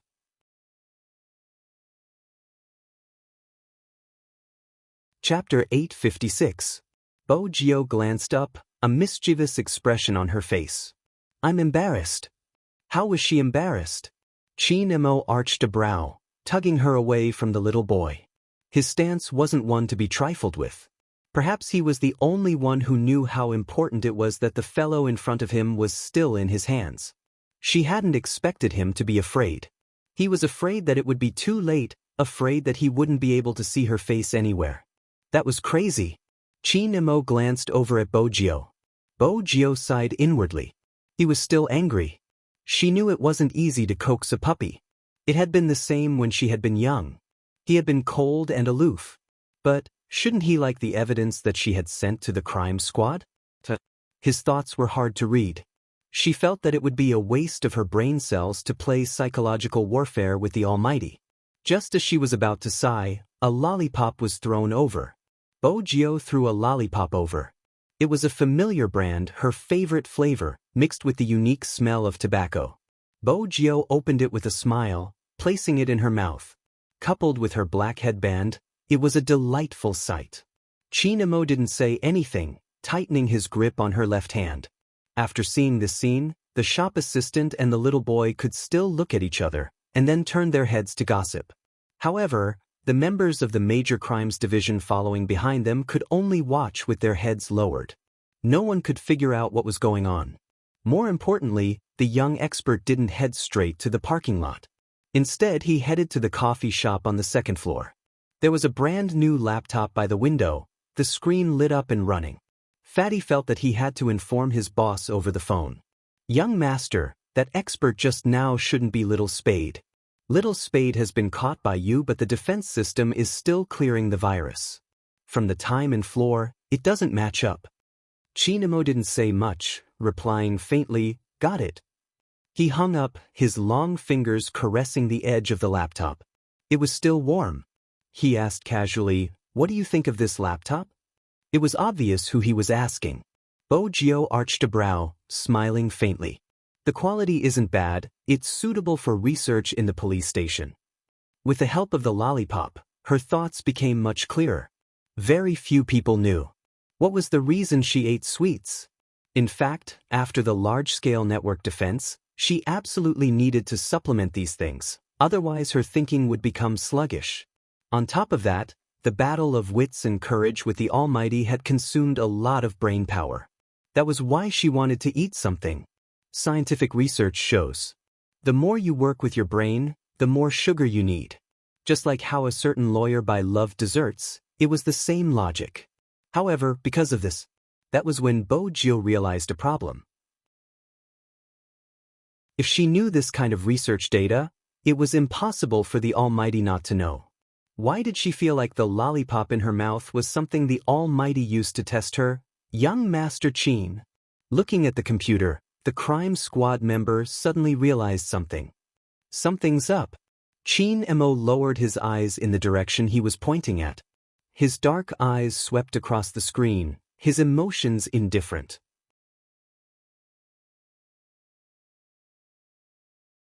Chapter 857. The crime squad couldn't understand, but that didn't mean Chin-mo couldn't either. His gaze deepened. Send a group of people to the internet cafe to understand the situation.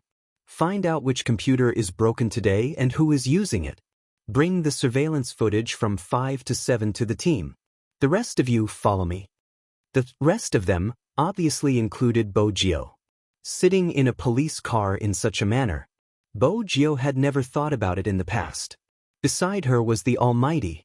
He seemed to be resting with his eyes closed. But that was all.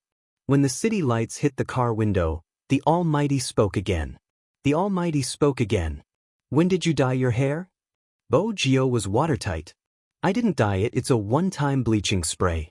It's good, silver hair looks weird with a headband, black hair isn't bad. Is that so? Chin-mo opened his eyes. Wrapped in the lights and the shadows of the car, his handsome face and beautiful smile were really dazzling. Bo-gyo wasn't bewitched by his beauty. Usually, When the Almighty said that, it meant he didn't believe her. As expected, the Almighty's next action was to swipe open his phone and pull up a video. Do you recognize it? Bo Gio glanced at the ticketing staff. It was clearly her, but at this moment, she would be stupid to admit it. Brother Mo, who are you talking about? The ticketing staff that has gotten fatter. Chin Mo fiddled with his lighter, a cold smile on his face. Bo Gio. What did he mean by fatter? I don't know him. Chin Mo arched a brow.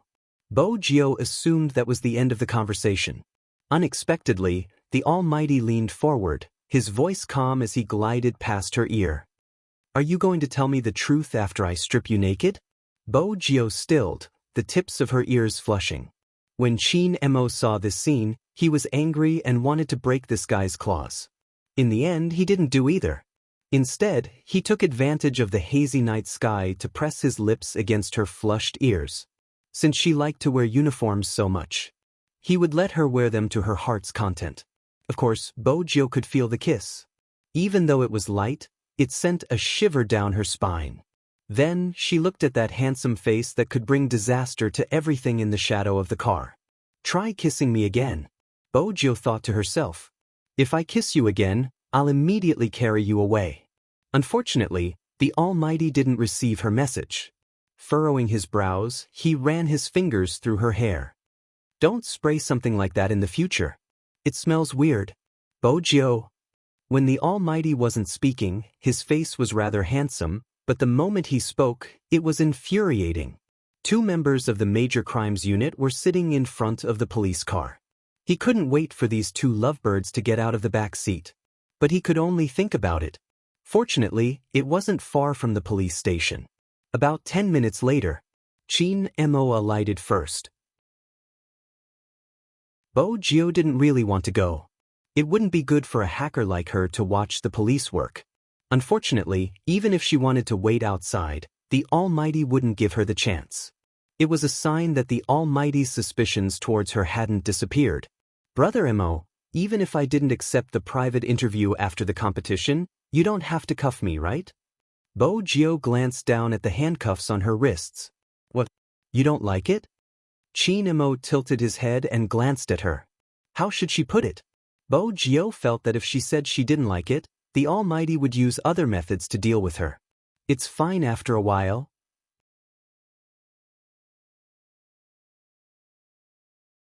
Chapter 858. There weren't many who entered the crime squad in such a manner. Director Huang coughed heavily when he caught sight of the person Chin Mo was handcuffed to. He thought to himself, if you want a date, then go ahead. Why do you have to come to the police station? Weren't you supposed to be the interrogator? Was this how you interrogated the case? Director Huang wanted to facepalm. She was really born with a silver spoon in her mouth, and yet, she was still so high profile. Where's Yu Hongliang? One of Chin Mo's hands was cuffed to Bo Gio's, the other stuffed into his pocket. It didn't affect his noble aura at all. As a bureau chief, Director Huang had to maintain his composure. Interrogation room 2. He glanced at the youngster in his hands, meaning, you're not letting him stay? Chin Mo replied nonchalantly, he's a suspect as well, we'll interrogate him together. Director Huang. What kind of lousy reason was that? The youngster smiled, revealing her canine teeth. Do you have a packed lunch? I heard the crime squad treats suspects well. Director Huang's chest heaved. They had a free meal the last time. Again. Fortunately, Chin Mo was still rational and didn't agree to his request. But his next sentence made Director Huang curse. After the interrogation, let's go for lobster. Director Huang will be treating. Director Huang. When did he say he would be treating? The youngster sighed. Little Huang is so generous. Chin Mo didn't even lift his head. One of the few good points. Director Huang. These 2 were going back and forth, making his treat a reality. How shameless. Besides, what was up with the nickname Little Huang? The crime squad's officers were perceptive, comforting their director. Calm down, calm down. Think about the time given by the higher-ups. Director Huang took a deep breath, heading towards Interrogation Hall 2. Yu Hongliang came from a wealthy family and was knowledgeable about the law. Even if they found out he was the culprit, he just slept with someone and wouldn't be held responsible. They could only detain him for 24 hours. After that, they would have to release him. Besides, he had connections. Kacha. The door to the interrogation room was pushed open. Yu Hongliang reached out instinctively, shielding his eyes. Then, he sneered and sat there as if he wasn't afraid of anything. The man had already thought of what he would say after he was caught. He was just using it in advance. Director Huang was an experienced police officer. With one look at the other party's attitude, he knew the interrogation wouldn't be simple. No wonder Qin Mo said to let him do the interrogation. Yu Hongliang casually crossed his legs. In his heart, he knew that the police would not be able to hold themselves back from asking him questions. However, the two people sitting in front of him were sitting more steadily than him. One was lying there with a lollipop in his mouth, and the other was lighting a cigarette. Their hands were handcuffed together. What the hell was going on? Ever since Yu Hongliang was diagnosed with AIDS, he had lost a lot of his patience, and his favorite thing to do was to smoke. He couldn't help but clench his fists as he stared at his opponent. What was going on with these two people? Interrogate him. About 10 minutes later, Qin Mo extinguished the cigarette, his voice calm. Mr. Yu seems to be in a hurry. That's right, a terminally ill person doesn't have much time to waste. Bo Jiao sat at the side, watching as Yu Hongliang clenched his teeth, unable to say a word. They all sighed. A single sentence was able to hit the person's sore spot.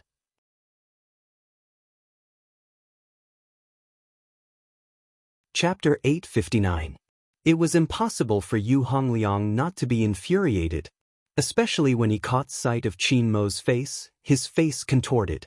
Officer, be careful of your interrogation methods. With that, Bo Jiao tilted her head. She had one thought. This suspect was doomed.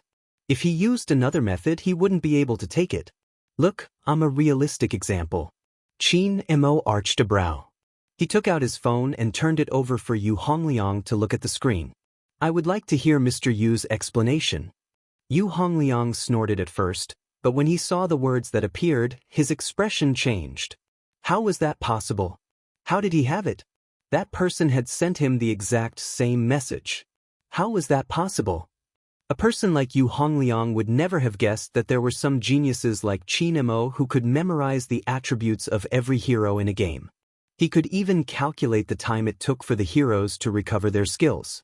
It was a message with only a few words. Of course, Qin Mo remembered it. Bo Jiao understood since the Almighty often used such things to bluff her. He had even shown her the video. It was the same logic. The Almighty had been playing mind games from the start. As expected, when Yu Hongliang saw the contents of the message, he panicked. He glanced left and right, feeling extremely uneasy. However, he continued to be stubborn. What a joke, I'm just asking someone out. What's the point of explaining? Qin Mo held a cigarette between his fingers, his voice cold. My language isn't good, but I can recognize the words on the screen. The police wouldn't have time to deal with an ordinary person, but this is premeditated and organized. It doesn't seem as simple as an appointment. First, I didn't kill anyone. Second, I didn't commit arson. I never forced anyone to have sex with me. Every single one of those women was willing. Just because of that, they arrested me and charged me with organized crime. Is this how the police handle cases? Yu Hongliang turned his head away, refusing to communicate with the police. Qin Mo sized him up. Indeed, you can't kill them. Mr. Yu doesn't seem to understand AIDS well enough. Do you think anyone infected with AIDS will die? Medical science isn't that outdated. Those who deserve to die will die, and those who don't will live well. Yu Hongliang, who had always been filled with hostility, gripped the edge of the table when he heard this. What did this policeman mean? Was he implying that his actions were useless? How could this be? All right, the interrogation is almost done. Qin Mo turned his head and asked the person handcuffed to him, "Shall we go?" Leaving just like that? The crime squad members sitting outside were just about to push the door open. Director Huang stopped him. Let's take a look. The suspect's emotional state was obviously different from before. Was this Qin Mo's interrogation method? No. It should be said that this was the interrogation method of a genius criminologist. If the crime squad members were surprised to hear that Qin Mo was leaving, they wouldn't be able to control themselves. When Yu Hongliang heard that the other party wanted to leave, he could no longer contain his anger. Speak clearly. What do you mean by only those who deserve to die will die, and those who don't deserve to die will live well? Qin Mo leaned back, nonchalant. Mr. Yu, can't you understand the literal meaning?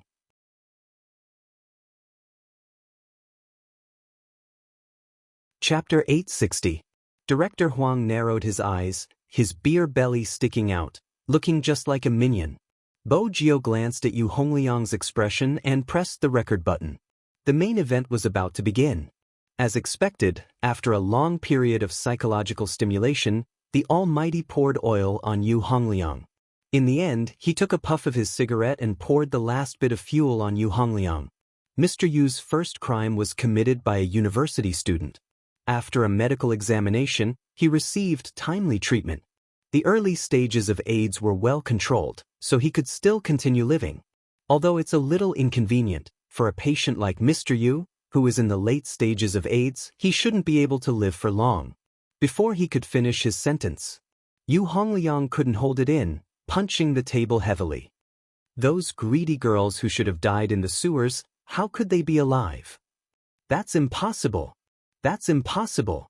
Just you wait, when their illness acts up, I'll see how they're going to cling on to others. By then, their entire bodies will be covered in pustules. The mere sight of them will be disgusting. His voice was loud, so loud that it echoed throughout the interrogation room. It wasn't a lot of words, but it exposed the suspect's thoughts. The crime squad's record taker looked at Qin Mo with a completely different gaze. Qin Mo only asked, "Is the recording done?" Bo Jio smiled. Of course. Her and the Almighty's speculations were between the two of them. Their relationship was the same. Without a tacit understanding, how could they work together? The moment Yu Hongliang heard the word recording, his face fell. That was when he realized he had said the wrong thing. But it was useless. Qin Mo stood up, stuffing the cigarette in the ashtray. His voice wasn't loud, but his words were precise. It's going to be hard to deny the fact that you admitted your intention to kill. It's a pity that Mr. Yu wanted to find loopholes in the law. Yu Hongliang was so angry that even the rhythm of his breathing changed. His chest heaved up and down. He really wanted to kill someone. The youngster added, "You thought you could escape after killing someone, but not only did you fail to escape, you didn't even manage to kill the person you wanted to kill. Your criminal skills aren't that good, brother." Who the F***ck was your brother? Yu Hongliang wanted to stand up, but his wrists were locked. He could only remain on the chair, displaying his anger. He had never expected such an outcome. The system in this area was clearly incomplete.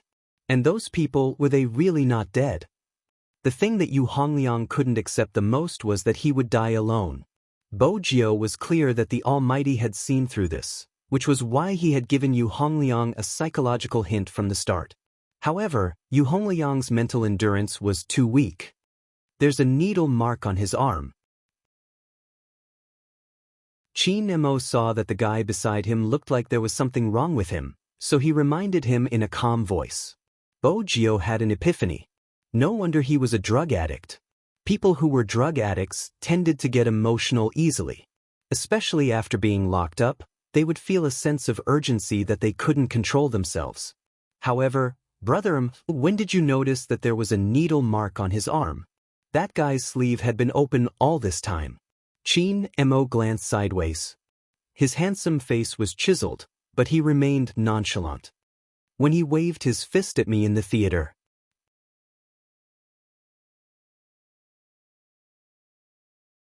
Chapter 861. Qin Mo bore a grudge. But it had nothing to do with the other party. It had something to do with the other party delaying his arrest. Director Huang watched the scene through the glass, heaving a sigh of relief. Why was there so much pressure and attention on this case? It was because there was a possibility that they wouldn't be able to punish the culprit.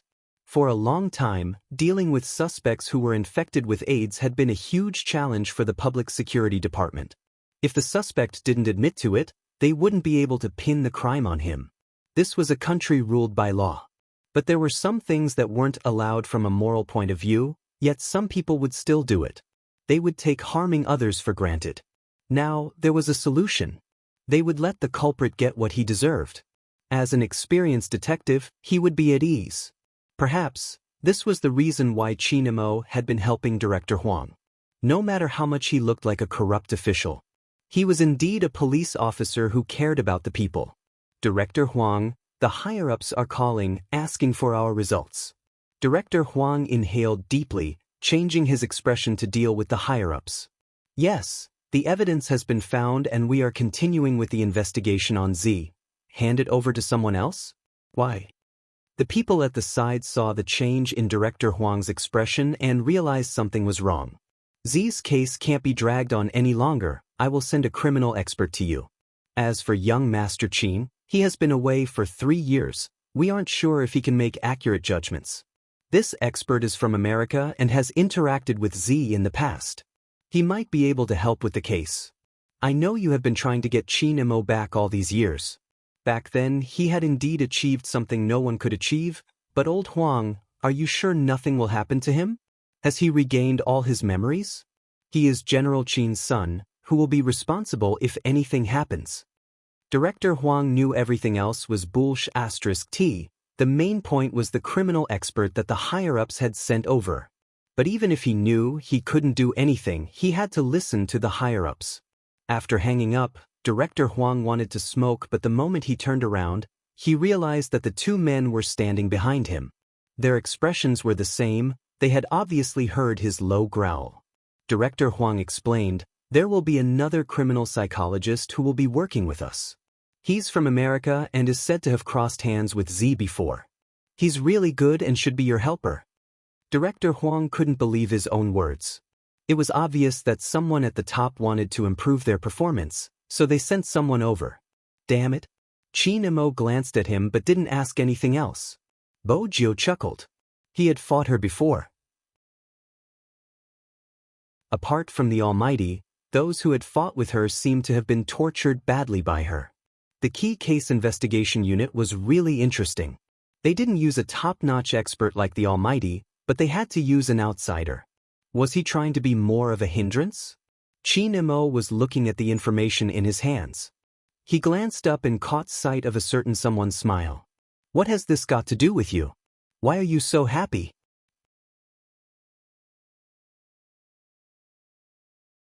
Chapter 862. Chinemo couldn't be bothered with such excuses as none of them were true.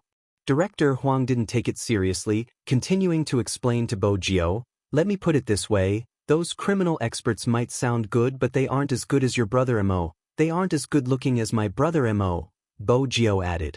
It was obvious who she was referring to. Chinemo stopped reading the information and turned his gaze over. Bo Jio arched a brow, filled with confidence. Chinemo capped his pen. Why are you so sure? Have you seen him before? Bo Jio. How could he trick her like that? The Almighty was really invincible. Chinemo is the only beauty in the world.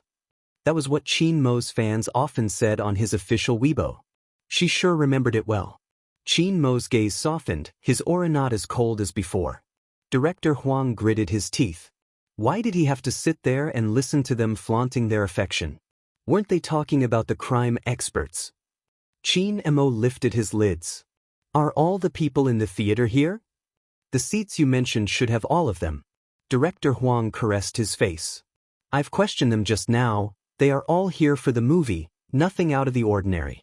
We can only release them. You should be aware that such suspicions aren't enough to arrest them. Chinemo remained silent, his gaze pausing when he reached the 4th last name. Rao Rong? What is it? Is there a problem? Director Huang's eyes lit up. Chinemo replied calmly, no, it's an esports player. Oh right, there's indeed an esports player here. He was just taken away by his teammate. Say, aren't esports players all on good terms? Director Huang's eyes were filled with envy. Chinemo frowned, not saying a word. On the other hand, Bo Jio's gaze never left Rao Rong's name. It was him again. It was such a coincidence that he appeared with the suspect in the theater. Send someone to follow them. Qin Mo would never abandon his original plan just because he knew someone. That had always been his habit. Tell me if there's a problem. I'll definitely tell you, mainly because no one knows what you're thinking, Director Huang replied. The person who had gone to the internet cafe to investigate rushed back anxiously. Director Huang, there's a situation. There's a situation? What's going on? Little Huang still didn't know about the investigation. Qin Mo stood up. Speak. The computers in the internet cafe are indeed broken, and it's not just the computers that are broken.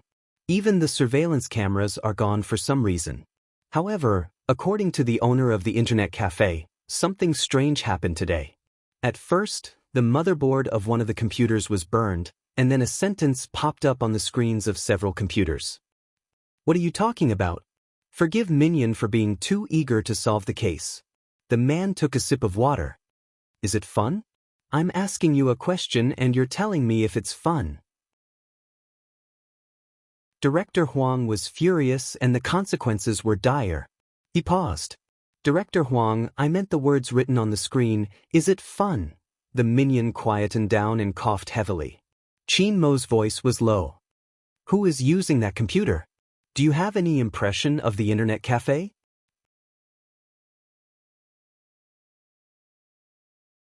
Chapter 863. Qin Mo put down the information in his hands. Call the boss over and get him to describe everything he remembers. Then, get the restoration artist to restore the face to a certain extent. There should be some differences. He scratched his head. The boss only has a rough idea. Qin Mo stood up. It should be a clue, send it to me. Director Huang couldn't understand. Why are you so fixated on a girl from the internet cafe? Fixated? Qin Mo seemed to be against the word, his voice calm. It's just because she's the mastermind behind the case. I'm just investigating. When Director Huang heard the word, mastermind, his face was filled with shock. You're saying she. Qin Mo's gaze remained noble. Is it weird? Nope. Director Huang scratched his head. But she just went online. How can you be so sure she is the mastermind? Qin Mo tapped the handcuffs, signaling for a certain someone to stand up. Because just now, someone hunted her. Hunted her? What do you mean? Why am I getting confused? Poor Director Huang, he was already a middle-aged man but he was still losing his hair over such matters. Qin Mo didn't have the slightest interest in answering her questions. His cold voice sounded perfunctory. Then you can sort it out yourself. With that, he arched a brow. You want to stay in the police station? Bo Jio did want to stay there, but given the current situation, staying in the police station would be safer than following the Almighty. Director Huang wasn't going to let them leave without an answer. No, you have to tell me. I won't be able to sleep if you don't. Why do you think the computers in the internet cafe were broken? A few computers were malfunctioning at the same time and only the words "Is it fun?" Qin Mo didn't want to beat around the bush. It was an internet attack. Director Huang was still confused. Who would be so bored as to attack an internet cafe? Bo Jio wanted to say something. What did he mean by being bored? Didn't he understand? More importantly, this was the second gift she was giving the Almighty. The Almighty shouldn't be so angry anymore. For example, the overbearing CEO buying a bag. Buying one might not be enough to settle his little lover. Buying two would definitely be enough. I have to say, in some aspects, my position as Jio is indeed wrong. Qin Mo swept her a glance before turning to Director Huang. Today, the mastermind tried to attack the core network of the commercial center. Once the network goes down, the entire commercial center will be in a state of chaos. Even I can't guarantee that everyone will be able to calm down. An expert managed to break through the attack and tracked down the location of the mastermind. This was the first time Bo Jio found the Almighty's words pleasing to the ear. Director Huang was righteous at times. We should thank the expert properly. You might not say that now that you know who that person is. Qin Mo's voice was calm. Director Huang was insistent. Regardless of who it is, the person who saved everyone should be thanked. Really? Qin Mo turned, his deep eyes looking into Director Huang's. In that instant, his eyes were as deep as the sea, making it hard to read his emotions.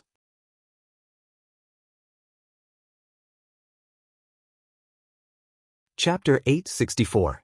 What did you say? At that moment, Director Huang started to suspect that there was something wrong with his hearing. The members of the Major Crimes Division were also stunned. But none of them were as shocked as Bo Jio herself. She tried her best to look natural. But her heartbeat wouldn't lie. Did the Almighty already know it was her, or Qin Mo's gaze didn't waver? That person is Z.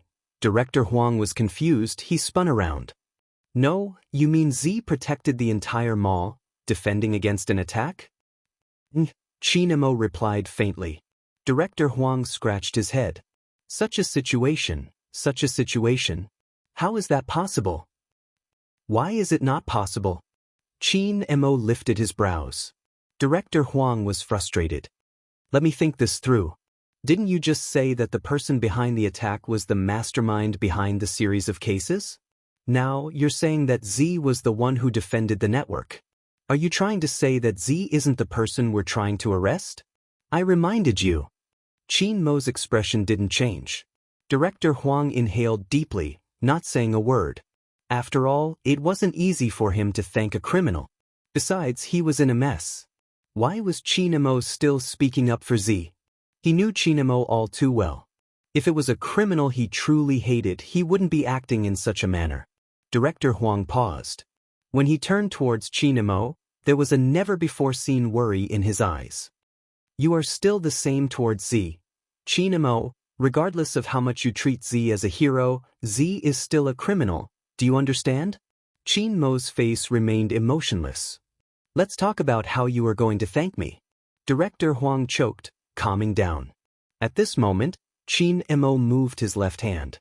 Bo Jio arched a brow. Go. It seemed like the Almighty hadn't guessed it was her and was probably still doubting. But it wasn't bad to hear such an evaluation. In the past, the Almighty hadn't been so resistant towards her. A hero cherished a hero. It was the same for the Almighty. There had never been anyone who had caught her that she would want to bring home. But the Almighty's next sentence.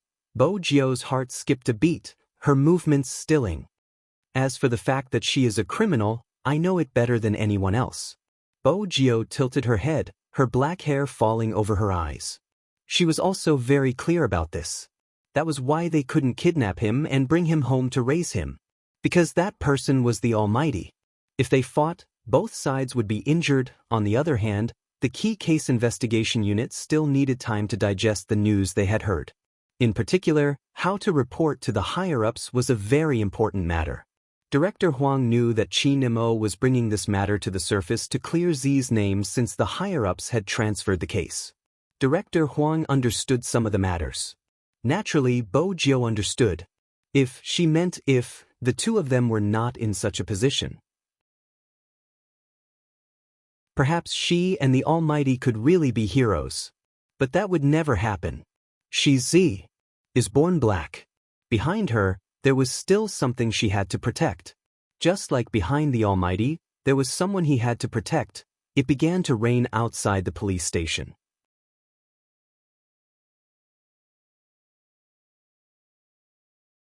Chapter 865. At 9:15 p.m., there were fewer people on the streets due to the rain. At the entrance of the police station, Qin Mo held a black umbrella over her head. His face was noble and gentle in the rain. There was already a car waiting in the drizzle. It was a black Land Rover with a red military license plate. Under normal circumstances, it carried a strong aura. Young master. The Qin family's chauffeur was as thoughtful as ever, bringing an extra umbrella over. But when he saw Qin Mo and Bo Jio's handcuffed hands, he was startled. Qin Mo's expression didn't change. Other than raising his hand to wipe the rainwater off the youngster's face, his voice was calm. Let's go. Bo Jio was still deep in thought. The computer she had brought back couldn't produce any results in a short period of time. Fatty couldn't do anything about it, so she had to find someone more professional. Bo Jio wasn't worried about them finding anything since the other system had already crashed.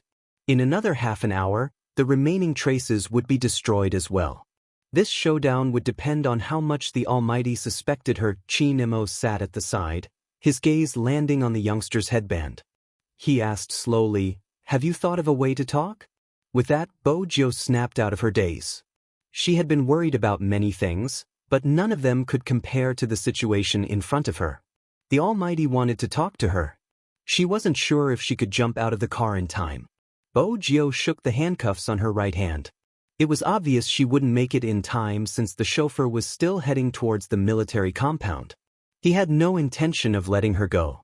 Chin-mo glanced over, supporting his face with one hand as he watched her. He even tapped her wrist with an enigmatic smile. That pressure was indescribable. It felt as though her right hand would break at any moment. But it still looked good. Bo-jio felt that the Almighty was so likable because of his good looks. She sorted out her thoughts, but before she could speak, the Almighty's voice came again. The Almighty's voice came again, very slowly. "There's something I'm curious about. The first time we met, you said you wanted to compete in size with me. How are you going to compete in size with me?" In that instant, Bo-jio's words were stuck in her throat. The chauffeur couldn't understand his young master. As the person involved, Bo-jio understood. Back then, when she had pinned the Almighty against the wall, she hadn't thought much about it in order to keep her identity a secret. "I'm young and inexperienced." Bo-jio felt that it wasn't a good time to talk about such a sensitive topic. But obviously, Chin-mo didn't think so. The police station was not far from the military compound. Now that they were in the garage, Chin-mo lifted his lids and said to the driver in the driver's seat, "Old Wang, go in first." Old Wang knew that young master had something private to discuss with young Master Fu. He didn't turn off the heater, so he opened the door and got out of the car. Now, only the two of them were left in the cabin of the Land Rover. It was rare for Bo-jio to feel that the situation wasn't easy to handle. As soon as Old Wang left, the pressure from the Almighty became even stronger.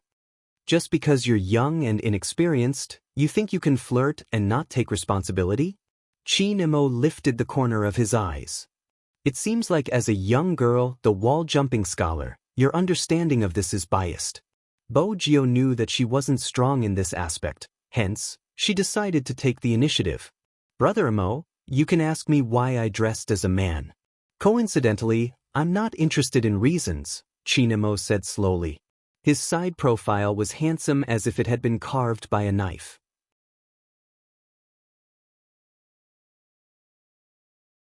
Chapter 866. Chin-mo lowered his body, his black hair still damp from the rain. His fingers landed on the seatbelt. Bo-jio didn't think that the Almighty would let her off just like that. But even though she was prepared, Bo-jio didn't expect that after the seatbelt was unfastened, his long and beautiful fingers didn't leave. Instead, they moved down her waist and landed on her chest. Bo-jio raised her hand, arching a brow. "Brother Mo, what are you trying to do?" Bo-jio watched as the person in front of her glanced at her collar calmly, a faint smile on his lips. "It seems like you were serious when you asked me to hold it back then. But aren't you going to hold my hand and let me check its elasticity?" Dark history. Bo-jio felt that ever since she knew the Almighty, every memory was a dark history. He didn't give the youngster any time to react since this time, Chin-mo was serious. He reached out and blocked the narrow car door, his left hand reaching under the hem of her shirt to remove the cloth. His movements were so fast that even before she could resist, she was already at a disadvantage. Her back was facing Chin-mo and one of her hands was cuffed, limiting her range of movement. The Almighty was formidable. Knowing that she was good with her legs, he decided to stay in the car. "I'm more interested in your body structure than your reason for dressing up as a man." Chin-mo looked at the person in his arms. His ink-black eyes were tainted with a deep darkness. He pressed his body over and pressed his lips against the back of her fair and elongated neck. His deep voice caused the temperature in the car to rise to the extreme. Bo-jio straightened her back, not wanting to expose any weakness at this moment. Chin-mo chuckled, his slightly cold lips moving upwards, landing on the tip of her ear. "Just as you wish, let's try it out?" "Brother Mo, I thought we were going to have a good talk." Bo-jio wanted to move her wrists, but they were cuffed.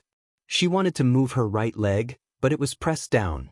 Chin Mo arched a brow, his face reflected in the car window, making him look noble. Even with her back facing him, Bo Jio could see his face. His black and sharp hair, his handsome and robust body made him look like a devil in the night, extremely dangerous. All the time, isn't it? He smiled and flicked his finger. His breath landed behind her. But you don't like this method? An electrifying heat surged through her body at the contact. Bo Jio trembled uncontrollably. His body temperature seemed to have started to go out of control along with the temperature in the car. However, that voice didn't seem to have any intention of leaving her ears. His cold fingers wandered wantonly on her smooth skin. Then he gripped her tightly. It's really soft and feels good. It's so realistic that not only can it fool some otakus, it can even fool me. This time, Chin Mo's smile was a little cold. Why does this sound so familiar? When she thought about it carefully, she realized that those were her own words. The Almighty's ability to hold a grudge was too good. Bo Jio seized the last chance to get up. I can explain. Chin Mo pressed her back down, his breath thickening. His fingers didn't have the slightest intention of withdrawing. The softness under his palms still carried the delicate fragrance of jade that made his body heat up every time he thought about it. She felt that at this time.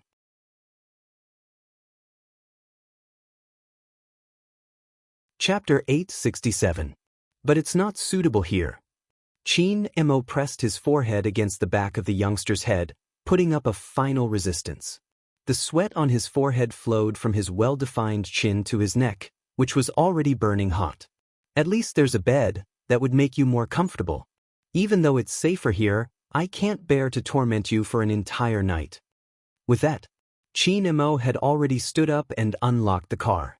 Bo Jio's eyes were burning with passion. By the time she realized what was going on, she had already been carried horizontally. Chin Mo passed her his jacket. His long legs were straightened. Beneath the white shirt, his body was tall and fit. The raindrops fell on his hair, but it didn't affect his elegance at all. Madame Zhang watched as her young master carried her in. She wanted to follow, but when she saw Chin Mo's side profile, she retreated silently. The wall lamp was switched on, the light was dim. The second she was thrown onto the bed, the light was dim. The moment she was pushed onto the bed, the jacket was pulled open, the shirt was soft and thin, sticking to her body. The hand that was pressing down on her palm made her unable to move at all. The glass window wasn't closed, the wind blew in, lifting the white curtain. Chin Mo didn't give her a chance to escape. The white shirt was half open, the hem rolled up, revealing the youngster's waist. Her skin was fair and slender, just as he had imagined countless times. It was extremely flexible to the touch, and as she twisted, the curve of her waist was even more shocking and alluring. Chin Mo chuckled, landing on one knee on the bed, one hand holding onto her chin, the tip of his tongue entering, twisting and sucking. No one would be able to withstand such a kiss. His hand was still moving downwards, kneading the most vulnerable spot. Bo Jio wasn't Chin Mo's match in this aspect. Her eyes were misty, she couldn't help but let out a low moan. Chin Mo's entire body went numb, the strings of his rationality snapped. He reached out to separate her legs. He had never wanted someone as much as he did at this moment. His heart was beating like a drum, his soul was drifting. Especially when he saw the youngster frowning slightly, her body trembling slightly. He wanted to possess her completely. So much so that his predatory nature was completely revealed. Especially when he saw the youngster lying on his bed. Her clothes were still on, her black hair messy, and her left hand was still cuffed. Her body was as clear and cool as a bright jade, faintly outlining her abstinence. Such abstinence stimulated Chin Mo. It was as if he was being sucked into a whirlpool, unable to resist. Looking into those eyes, Bo Jio knew there was no way she could escape today. As his long legs rubbed against each other, he couldn't find any point of resistance. His body was still terrifyingly numb. Bo Jio knew what the Almighty was planning. She bit her lips, her consciousness blurry. All the sensations in her body seemed to come from the series of numbness. Only one thing was clear. The knife that was hidden somewhere could not be used. That would hurt the Almighty's hand. Thinking about it carefully, it was just having sex. If after this, she could have a child that belonged to her and the Almighty when she left, it was not necessarily a bad thing. After having this idea, Bo Gio turned the tables, pressing his hand down. I don't like to be passive.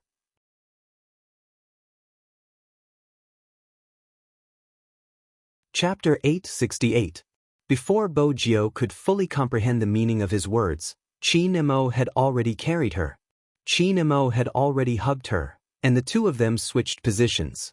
At this moment, Chin Mo was below her. His shirt was half open. His chest was faintly glowing. The lines were smooth and tight. It was tough and captivating. Bo Gio sat on Chin Mo's sturdy waist. She watched the man who could bring chaos to the world. He held her waist with one hand, his gaze like a broken black diamond. When he looked at her again, the coldness and sharpness had settled into the depth of the moon. It was as though he could suck her whole body in. There was a kind of man who was so handsome that anyone who saw him would be tempted, regardless of gender, if he was willing. Previously, Bo Gio had a taste of the Almighty's ability to seduce people. She had thought that was his limit. What she didn't know was that when he took off his black trousers and laid there with his clothes completely unbuttoned, the masculine charm that erupted from him was really inescapable.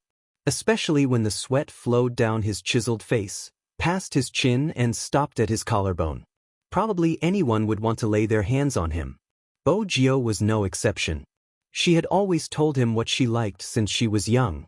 That was why she had wanted to use her little keyboard to exchange for her pet the first time she had met him. In the end, he had complained that her keyboard was too old and didn't want her money. She had been depressed for a long time because of this. Every day, she would climb through the window and watch as he read. He would feed her impatiently, his little face cold. He had even warned her, "You can come but you can't dirty my book." She had indeed run around and her body was dirty. But a child should have some innocence. Besides, as the boss of a district, how could she not display her dominance? But since her pet had said so, before she went, she would wipe her face clean. She had to bring a gift when she was a guest. This was the Bo family's teachings. But every time, he wasn't interested in the things she brought. Later, for some unknown reason, her canine pet became interested in her electronic devices. After washing her hands, he dismantled the Overlord game console that she liked.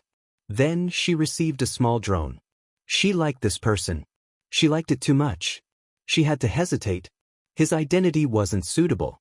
If the Almighty wasn't a criminal psychologist, if the Almighty was just a second-rate criminal psychologist, there was probably no such thing as being reluctant to part with him.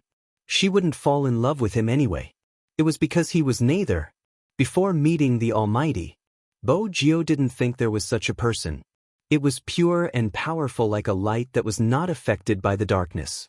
That was why she wanted it so badly, but she was worried that her identity would be exposed. He would treat her coldly. After all, it wasn't just him, even she was very clear about this. Those who walk different paths cannot make plans together. She belongs to the night, and he should always be in existence standing on the altar. However, she had also said that, if the Almighty kissed her again, she took him away and raised him. Even if he didn't carry her away, he had to sleep with her once. Thinking of this, Bo Gio smiled and lowered her head. Her face was extremely handsome. Brother Mo, I gave you a chance to reconsider.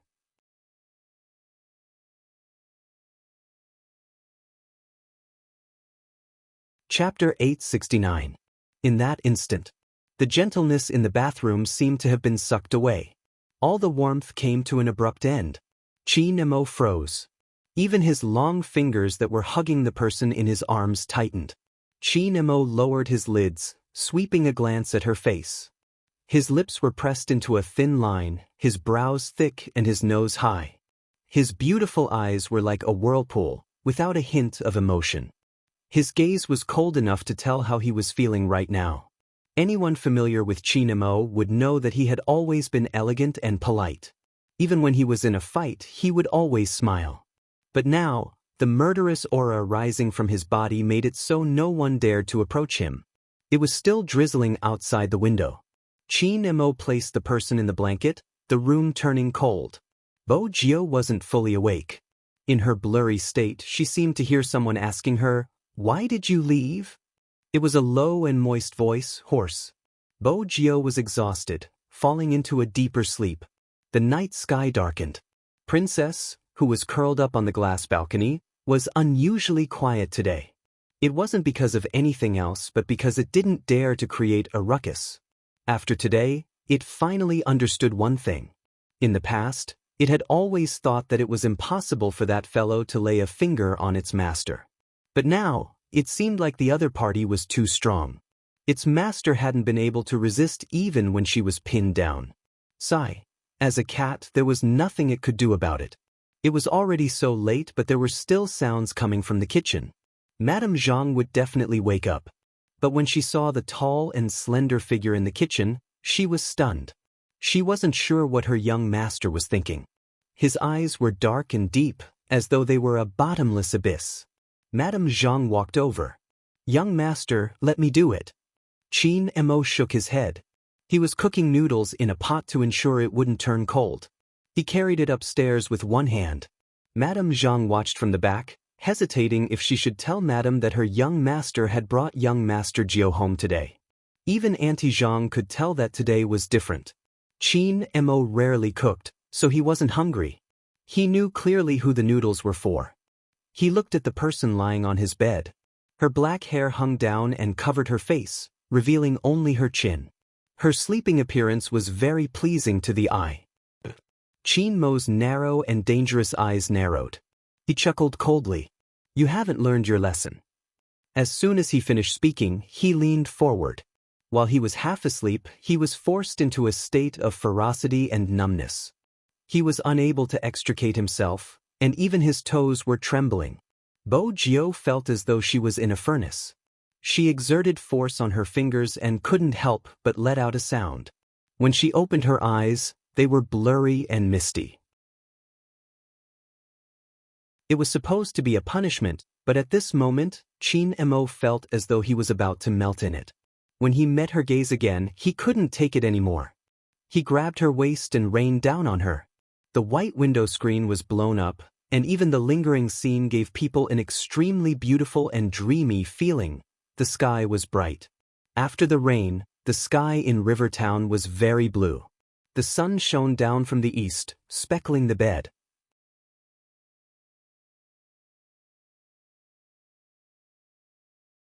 Chapter 870. She tilted her head and woke up for real. Her entire body was sore, especially her legs. But it couldn't compare to the lingering redness on her neck. Bo Jio's eyes dimmed. Her first reaction was to look at her chest. It was an obvious mark, but fortunately, he had taken care of it. If not, yesterday's situation. The moment she thought about it, Bo Jio's ears turned red. It was better not to think about it. Bo Jio arched a brow. Her skin was fair and she wasn't wearing a top. When she sat up, the sunlight seeped in, scattering the blankets like snow. She looked extremely beautiful, but the cold and lazy aura was still there, like the snow that had been covered in dust for a long time. She didn't get off the bed immediately. Instead, she wrapped herself in the blankets. Coincidentally, her eyes met Princess's glassy eyes. She couldn't resist the urge, grabbing the cat over and squeezing its paws. When Chin Mo pushed the door open, this was the scene he saw. His gaze was as deep as the night. Be it the bed, the person, or the cat, they all belonged to him. He didn't want to let go of any of them. Bo Jio glanced up when she heard the noise. When she saw who it was, she restrained her hands. Honestly, the Almighty was the person Bo Jio didn't want to see the most right now. Mainly because her motive for sleeping with him wasn't pure. But Bo Jio had an evil and cunning personality. She wouldn't be able to do it no matter how shy she was.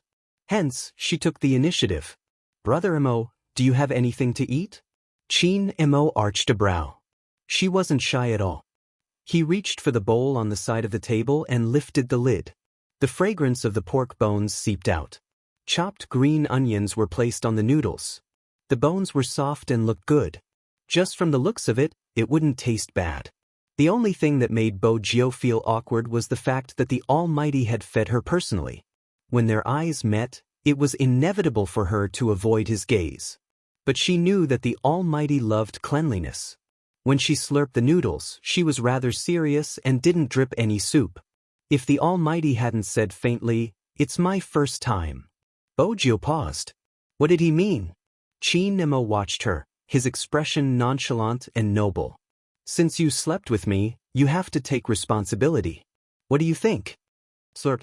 Bo Gio swallowed the noodles, instantly realizing that this was a trap. She couldn't help but remind the Almighty, "Brother Mo, girls are at a disadvantage in such matters." Really? Chi Mo opened his official Weibo and found a Weibo topic that many people had reposted. The topic was, "Which Almighty in the esports industry do you want to sleep with?" Without a doubt, Chi Mo was at the top of the rankings. Spadesy came from behind, and even though he had a good momentum, he was only ranked third. Who do you think is at a disadvantage now? Chi Mo played with the lighter in his hand. His black hair fell down and he smiled slightly. Bo Gio looked at the data. For the first time in her life, she had the urge to be first. "I've never been in contact with other girls, and I don't confess to anyone.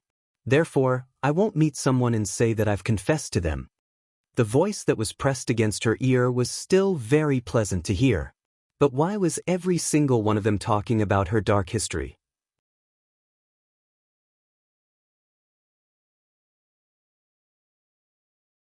Chapter 871.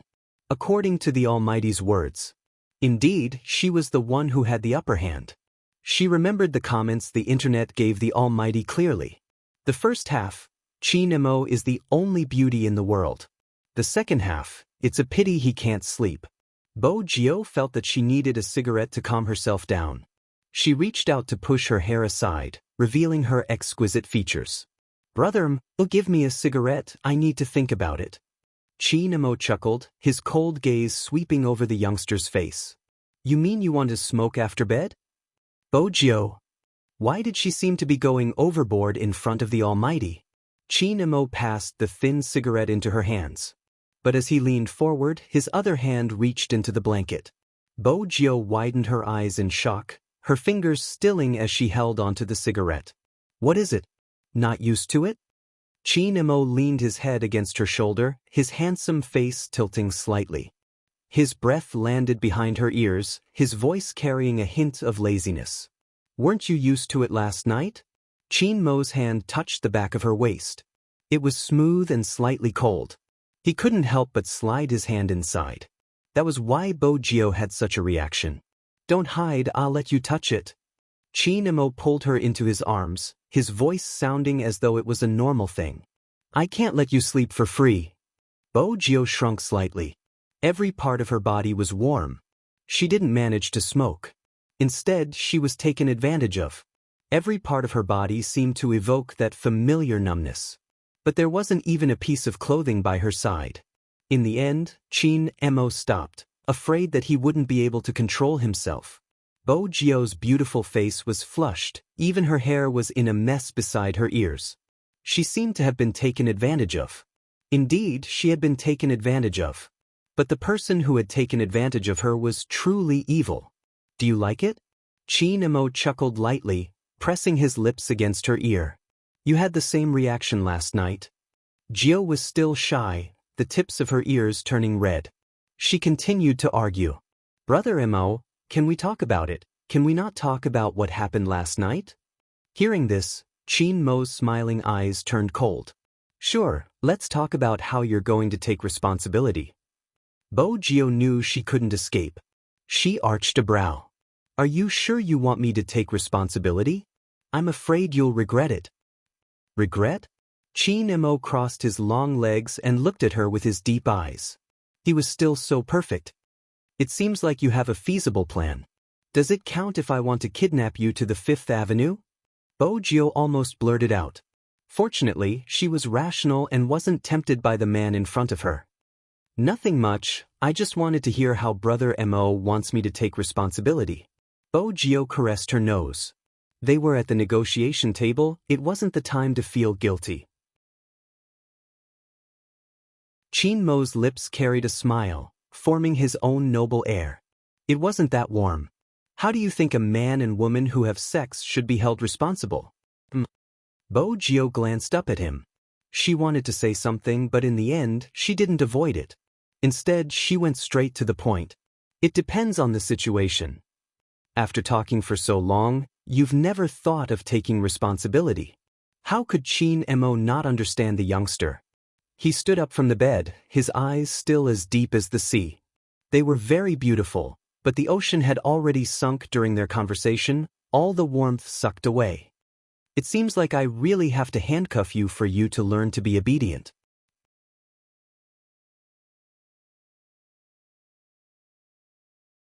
Chapter 872.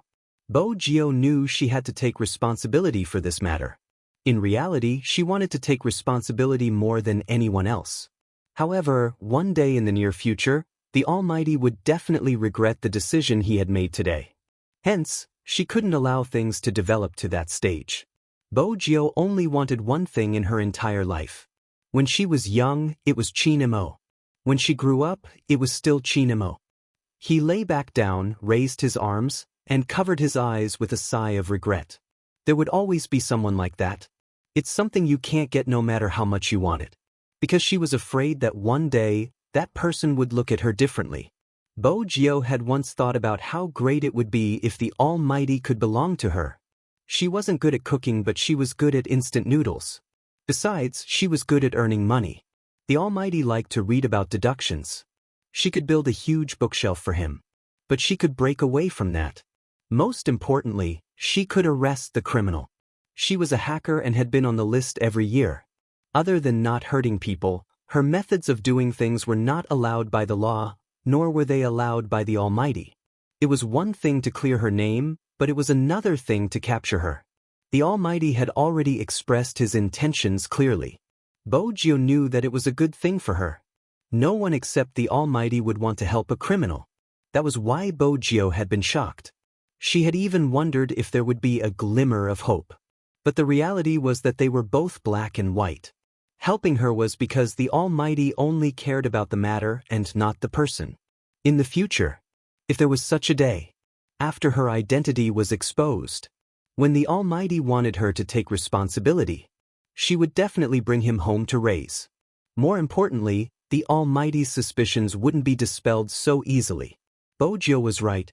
If not, Fatty wouldn't have been studying the computer in the police station. The next day, he had some news and called Qin Mo. Young master, I used the system recovery function and there are indeed traces of operation on the D drive. But the traces are missing, so I can't be sure if the computer has launched an attack. Fatty scratched his head and said, that's because those traces might be a cache created when something was downloaded. Speaking up to this point, Fatty paused. Young master, the computer in the coffee shop is clearly the one with the traces of a network attack. Why is young master so interested in this computer? Qin Mo didn't answer. Instead, he asked, if we set up a mature defense program and pass it to someone else, will it affect its use? If your skills are good, you probably won't. Fatty was telling the truth. I've never played like this before. Qin Mo listened to Fatty's words.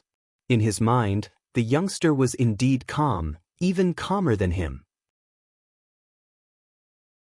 No matter how much his body liked it, his eyes were still clear and overly rational. She had always been like this, never taking anything to heart. She could start at any time, and she could also end it at any time. Thinking of this, Qin Mo clenched his fists. His black hair covered his body as he stood tall and straight. His expression couldn't be seen at all, but it was gloomy and cold.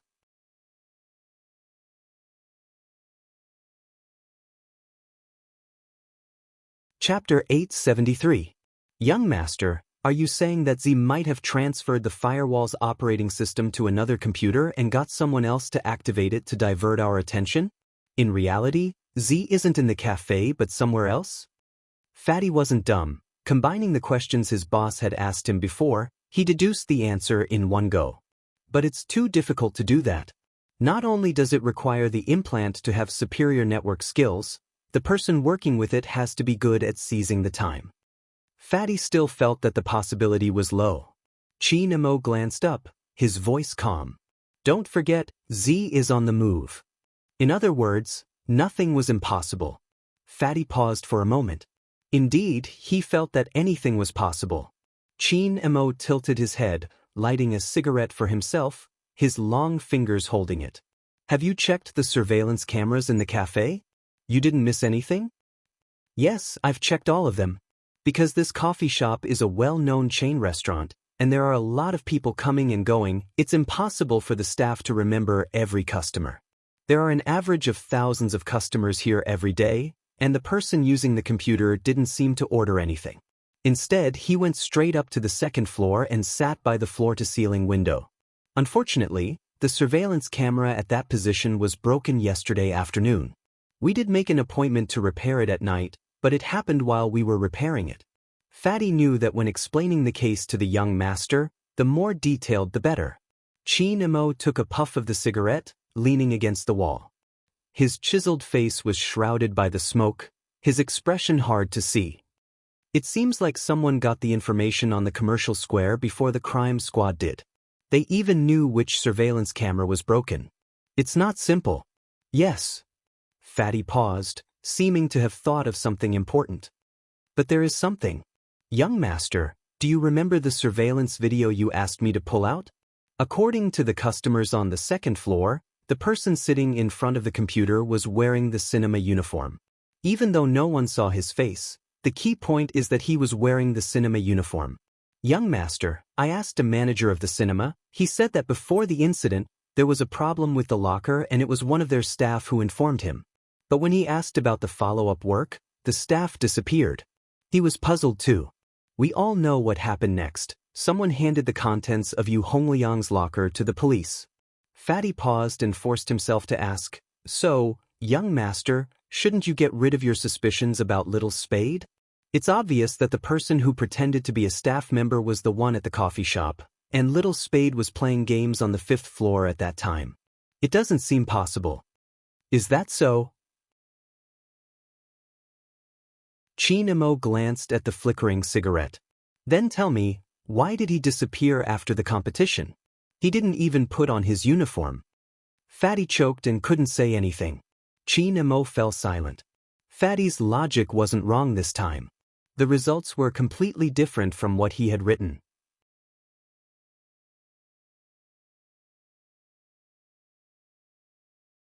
Chapter 874. Brushing past each other in the cafe, we can basically see what the other party is wearing. That shouldn't be a problem. Fatty spoke of his conjecture. But it was the most logical conjecture. Chi Nemo's eyes dimmed. It's a perfect crime, there doesn't seem to be a single flaw. Fatty didn't know what else to say. Usually, when young master said such things, it meant that he didn't fully believe the outcome. Chi Nemo reached out to pour himself a glass of wine. When he placed the ice cubes in, his gaze deepened. Tell me, what did you find from the car keys?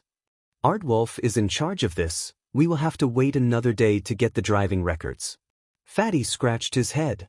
Young master, Supreme Alliance will be heading to the neighboring city in the afternoon to prepare for the second match. You and Little Spade, you guys? He had heard that young master had handcuffed Little Spade last night. How much hatred and resentment was there? It seems like you are really interested in my private life? Chi Nemo asked slowly. Fatty replied immediately, no, really. I think it's better to keep Little Spade alive if we are to face Lin Chintao. Brothers, he had tried his best, risking his life to protect Little Spade.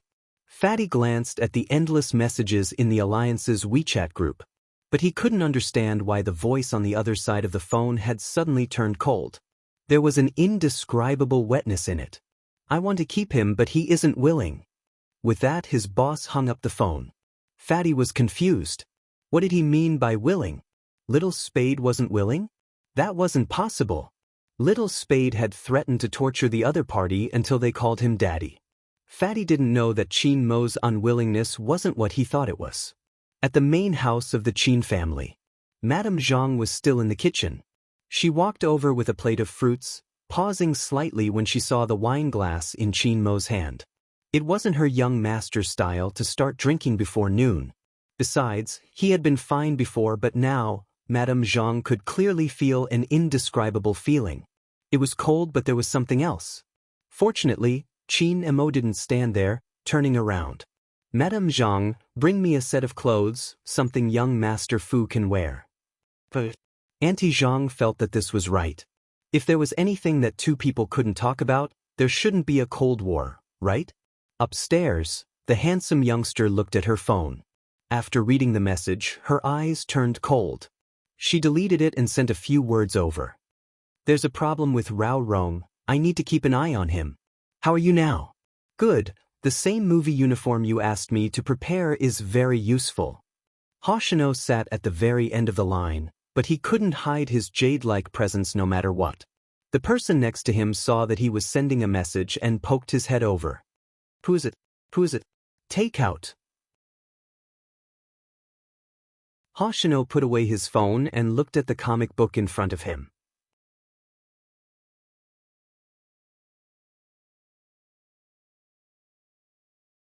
Chapter 875. With that, he scanned the surroundings. If the opponent is Xiangnan, what are your chances of winning? No one spoke. After a second, someone removed the magazine covering his face. Someone lifted the magazine covering his face. He had a handsome face and hair longer than a girl's, but it didn't affect his aura at all. 100%. The club manager smiled, his eyes shining brightly. Good, that's what we need. I'll go discuss the price with the investors and the sponsorship. Before the manager could finish his sentence, Hoshino stood up. Hoshino stood up, stuffing a hand into his pocket as he headed towards the door. Before he left, he tossed a bomb. If Supreme Alliance and not Xiangnan were the champions of the National League, the chances of winning wouldn't be 100%. After saying this, he walked out of the conference room. The manager widened his eyes. What does he mean? What does Hoshino mean? He means it literally. Mei Nan laughed, asking the member beside him in a flirtatious manner, your vice-captain went to watch Supreme Alliance's competition again yesterday? He went? I don't know, but he didn't sleep in the dormitory yesterday.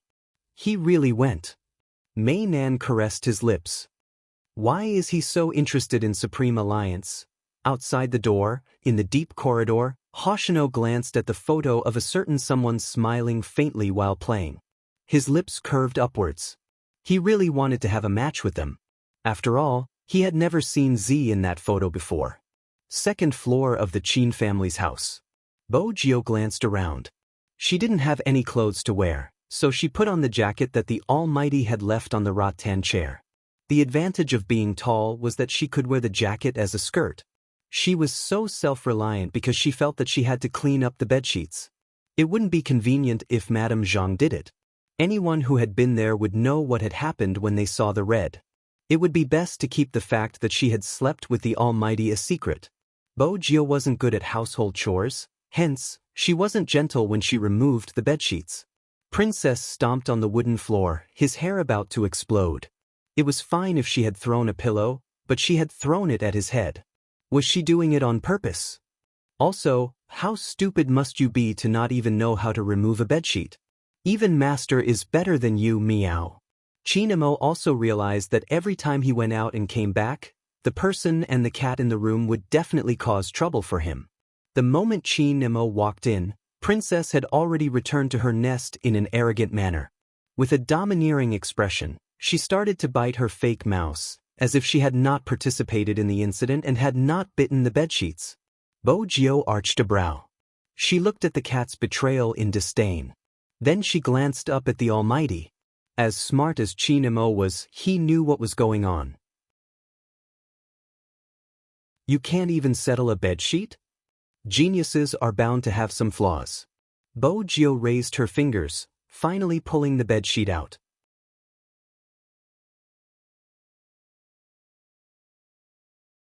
Chapter 876. Qin Mo suppressed the thoughts in his mind. When there was only warmth left, he pulled her into his arms. Bo Jio paused. She was surrounded by the Almighty's scent, the scent of tobacco mixed with a hint of alcohol. It wasn't heavy, but when mixed with the scent of plants, it was indescribably pleasant. It was easy to lower one's guard. But the Almighty's hand went numb. Bo Jio tried to dodge, but she was pressed down. However, she was pressed down, and a faint voice said, "You don't want to wear your clothes anymore?" Ever since the Almighty had entered, she had noticed the thing in his hand. She reached for it. Chi Nemo shifted his hand away, his gaze deep. "Stay." What did he mean by stay? Bo Jio arched a brow. His long and fair fingers drew out a white strip. That was... Bo Jio's ears turned red. She knew what the Almighty was about to do.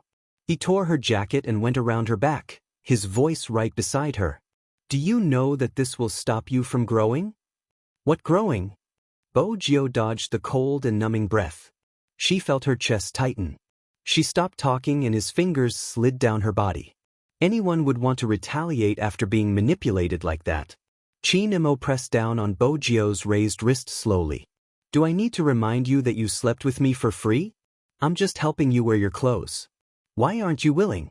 Do you want Madame Zhang to send the clothes over personally and see you naked on my bed?" Bo Jio arched a brow. Before she could say anything, she lifted him up and placed him on her lap. He was really helping her wear her clothes. But when his fingers brushed past certain areas, her face was so red it looked like it was going to bleed. Her heart was racing. The Almighty seemed to like it, his lips curving upwards. She bit her lips, the corners of her eyes glistening as she watched the man's sculpted side profile. The Almighty seemed to always be like this. Regardless of the situation, he would never damage his looks. Even his figure was calm and elegant. Even though he was doing such a thing, the Almighty took about 10 minutes to put on a simple t-shirt and long pants. In the end, Bo Jio could only bear with it. He couldn't really let Auntie Zhang in. In reality, Bo Jio didn't even need to think to know that she was the only one who could make young Master Qin serve her personally. It would be a lie if the cat said that it was not jealous. The princess raised its big face and deeply felt that it had lost its master's love for it. "What do you want to do with the sheets?" Chi Nemo tilted his head and asked the person on his lap. The coldness in his eyes lessened. Surprisingly, it felt good to help a certain someone put on clothes. He could try it every day in the future. Of course, the prerequisite was that this person was obedient enough. With this in mind, Chi Nemo's gaze deepened. "Wash it." At this moment, Bo Jio felt as though she had armor. She could finally roll up her sleeves and face the Almighty head-on. She had to remind him that this was her first time as well. But the Almighty's shamelessness was right here. At this moment, he stood up and glanced at her, his voice faint. "Auntie Zhang made your favorite pork ribs. Go down and eat first, I'll wash the sheets." As the Almighty spoke, he rolled up the sleeves of his shirt twice, revealing his porcelain and beautiful wrist. He was like a walking mannequin hanger. He picked up the bedsheets and strolled into the bathroom. Bo Jio hesitated for a moment before following him. She stood at the bathroom door and watched the Almighty's next actions. It was very orderly. Since young, Bo Jio had admired people who could do housework well.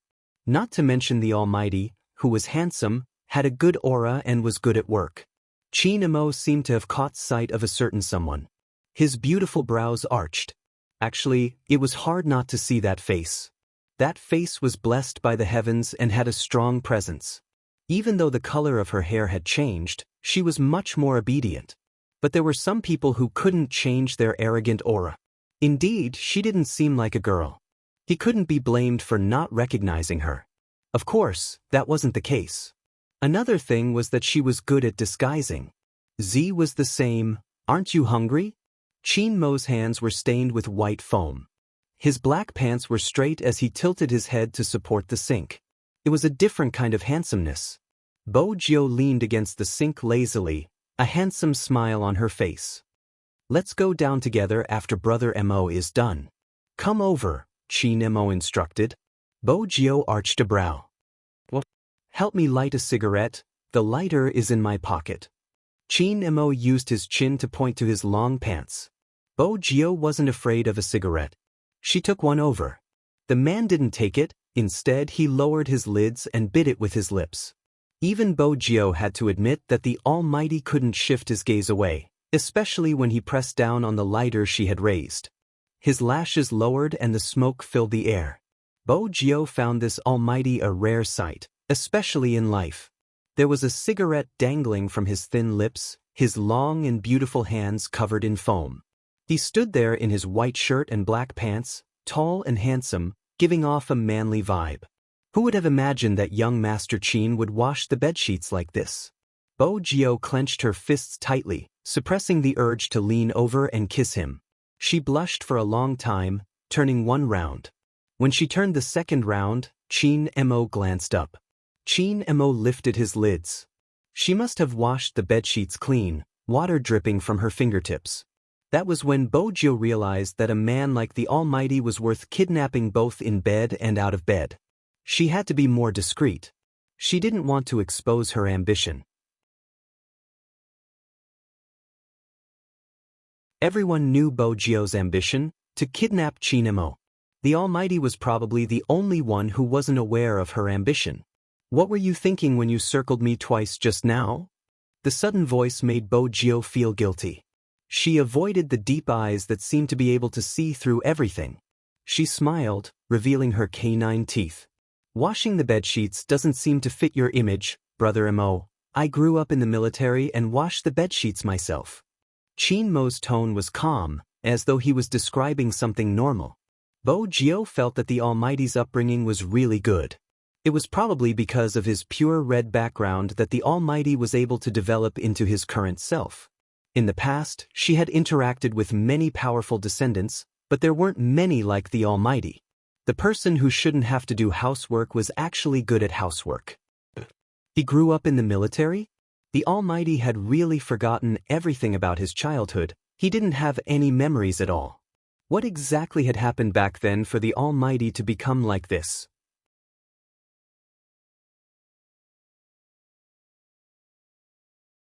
Chapter 877. The temperature outside the window rose slowly. At the same time, in a certain luxurious district in Jiang City, the girl's expression was extremely dark. She ignored the people beside her.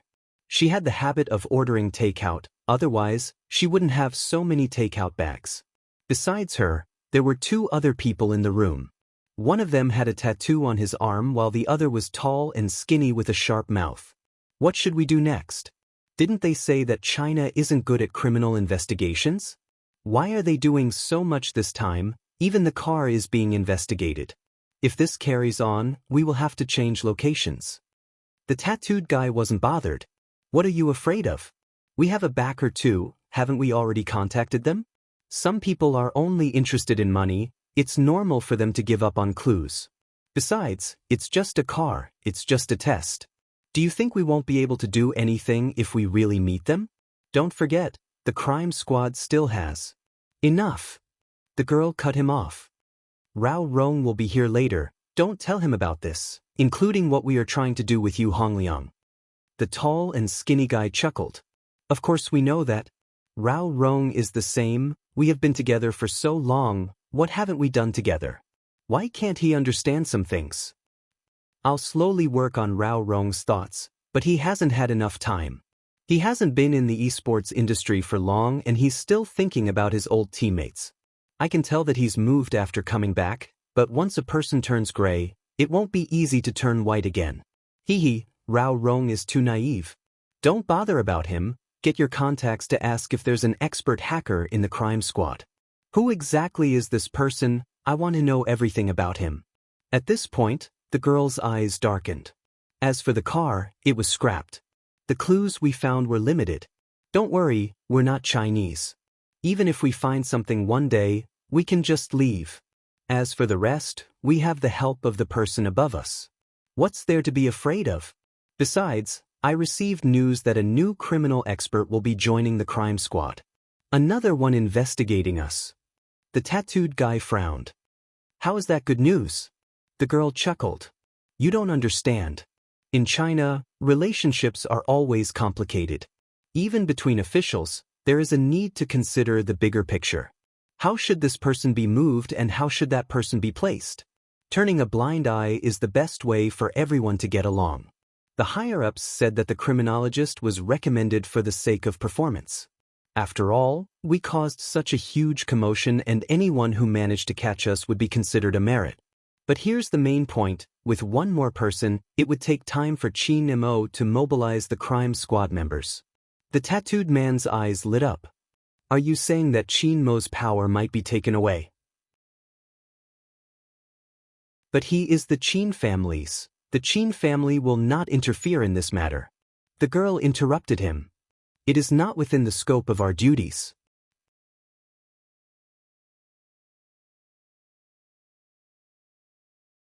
Chapter 878. The tall and slender man listened to their conversation and moved his mouse. Then he paused. I think you guys should come over and take a look at this. Someone did an analysis on the forum. Some hackers said that we aren't Z, we're just imitating Z. Don't bother with this kind of person. The girl smiled contemptuously. If he has the ability, let him find evidence. Saying that I'm imitating? Don't tell me Z's hacking skills have become exclusive to him? What a bunch of stupid hacker fans. I have my own stuff, they'll know in the future. Go do what you have to do, go do what you need to do. As soon as she finished speaking, a man in a black hoodie walked in. His handsome face was cold. What's going on with you, Hong Liang? The tall and slender man stood up. Rao Rong, lower your voice, the checks are very strict. He didn't just sleep with others, right? Rao Rong's gaze wavered. Other than those damn women, what else did he do? The tattooed man didn't think much of it. It's just to get some goods out through him. Why are you so agitated? Merchandise? Rao Rong's gaze trembled. Powder? As he spoke, he turned his head and looked at the girl. We said that we would only punish those who deserve to be punished. What do you mean now? The girl glanced at him, placing the things in her hands down. Her face was still as sweet as ever. Don't be so agitated, Rao Rong. You have to know that no matter what you do, you need funds. If not, how would you be able to return to the esports scene? Rao Rong clenched and unclenched his fists. The girl looked at his expression and smiled. All right, let's not talk about this anymore. You still have a competition tomorrow, so prepare well. This is what you like the most. The higher-ups have also sent news that if you win this match, they will make a lot of money. You can also continue to stay in the esports scene. The club has already prepared to renew your contract. In the future, not only will you be able to compete, but you will also be able to do some live broadcasts. Rao Rong glanced at her, retracting his hand. I only compete. All right.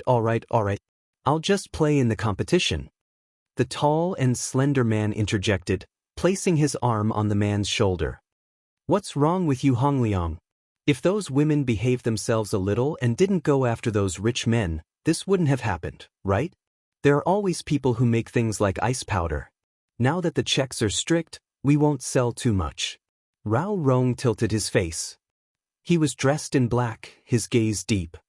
I've said it before, I won't lay my hands on ordinary people unless they deserve to die.